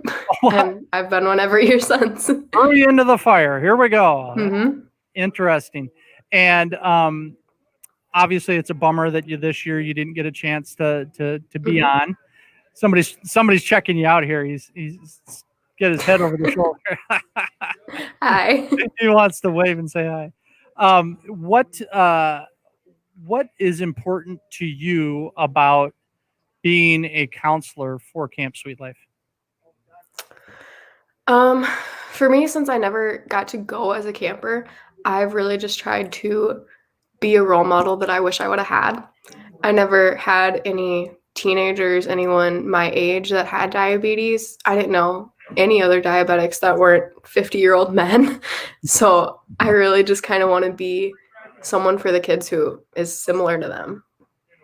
And did you, when you got involved in this, was it, I think you kind of alluded that Dr. Larson kind of led you down the path of getting involved. Was that something that, did you ever at life earlier than that think, gosh, this is something I want to be involved in, or do in my life, or is this all because of Dr. Larson's encouragement?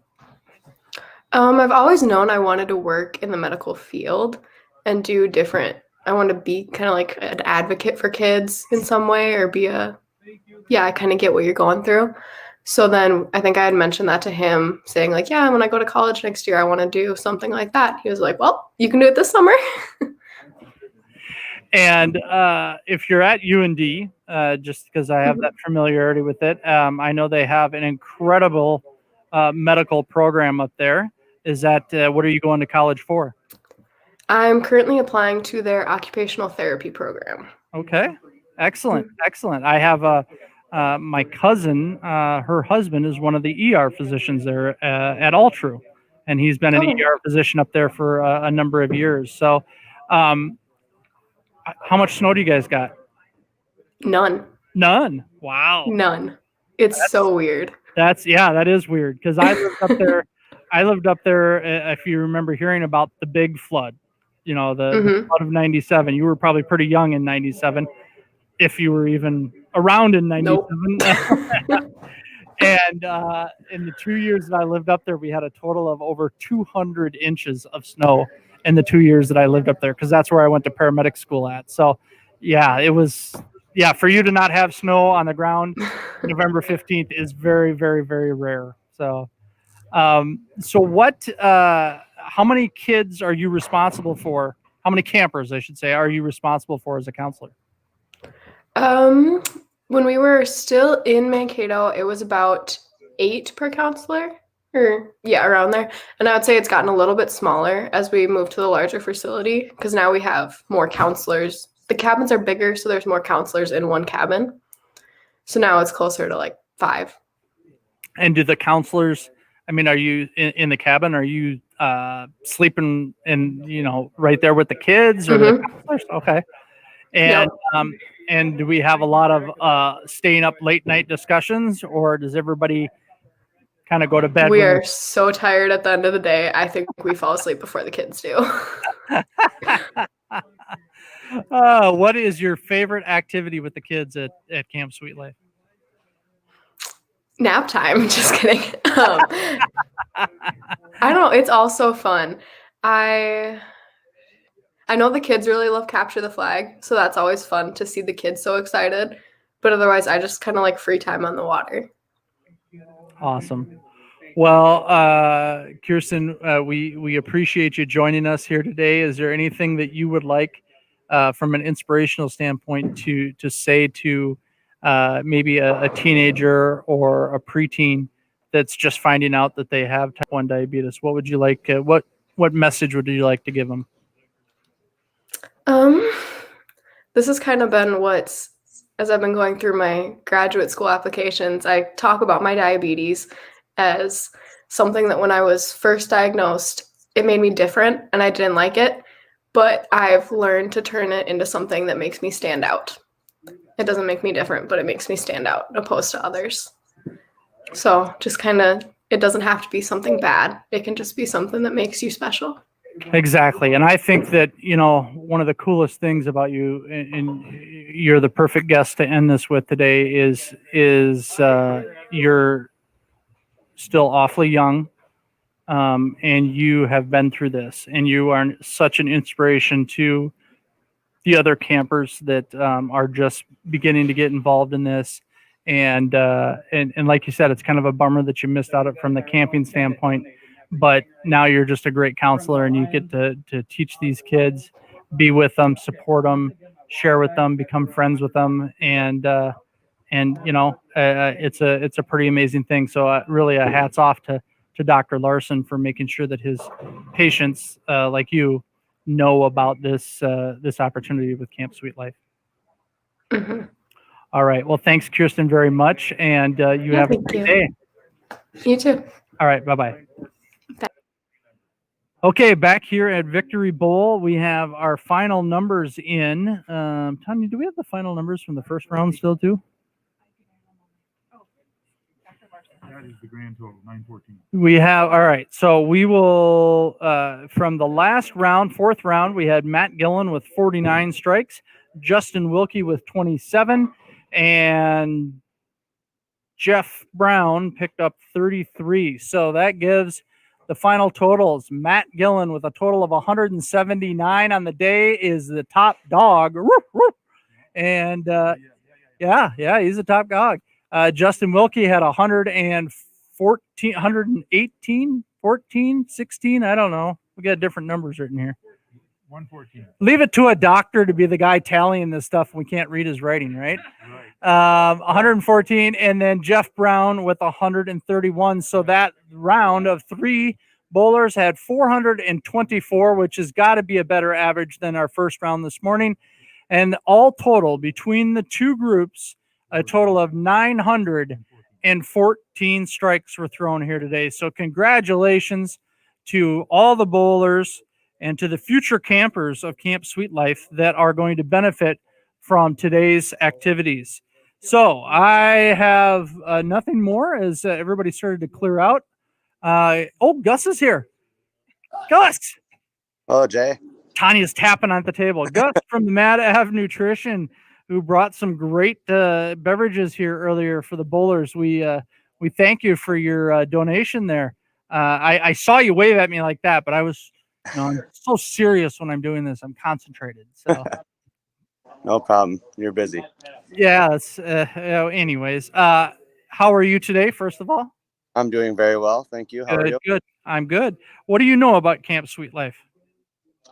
Honestly, I don't know very much about it. All right. Type 1 diabetes. Well, your homework tonight is to go back and rewatch at least the first interview, because that was with Renee Mays, and you'll learn about Camp Sweet Life. And I know that Mad Ave Nutrition, you guys are great supporters of a lot of things here in the Mankato area. And I think that being able to support something like Camp Sweet Life is a good fit for you and a good fit for them. So again, thank you for dropping off the nutritional drinks earlier. And anything else you want to say? No, not really. I mean, what we do is we just offer really good nutrition to help, I know it's a really big deal to focus on health, especially when you do have, type 1 diabetes or any kind of health issues. So just making sure you're getting the right kind of supplementation and the right kind of nutrients in your body. It's amazing what our bodies can do for ourselves when we're putting the right stuff in. So. Well, and Tanya wanted me to ask, what exactly did you drop off? What were the drinks that you dropped off? Well, I dropped off some meal replacement shakes. So the shakes themselves are going to be only 200 calories and 24 grams of protein and all of your essential nutrients packed in the shake. And you don't have to think about all the macros and the micros that you're putting in your body. That's why I love them so much, is because I run a very busy life and it's hard to make sure I get everything in every single meal. So it just works out really nice for the busy lifestyle. And then we also had energy teas. So the teas themselves are loaded with antioxidants, bunch of B vitamins to help with mental focus, and then just keep you going throughout the day. So a nice little caffeine boost instead of, running to the gas station or the vending machine to get your quick energy. So all super healthy stuff for you to keep you going throughout our busy, active lifestyles. Well, again, thank you for dropping that off. I know the bowlers that were here got to have some of that. They appreciate it. I see there's 2 sitting on the table here, so I'm guessing those are for Tanya and I. But Gus Allure from Mad Ave Nutrition, thanks, Gus, and have a great day. You too. All right, that wraps things up here at Victory Bowl. 3 hours, 12 minutes worth of bowling action here. Saw a total of 914 strikes. Jdrf here with Inspire, Collaborate, and Encourage. We hope you tune into our podcast on Thursdays at 4 p.m. And we thank everybody who tuned in and watched today, as well as the sponsors and all the viewers for supporting Camp Sweet Life. Thanks a lot, folks. Have a great day.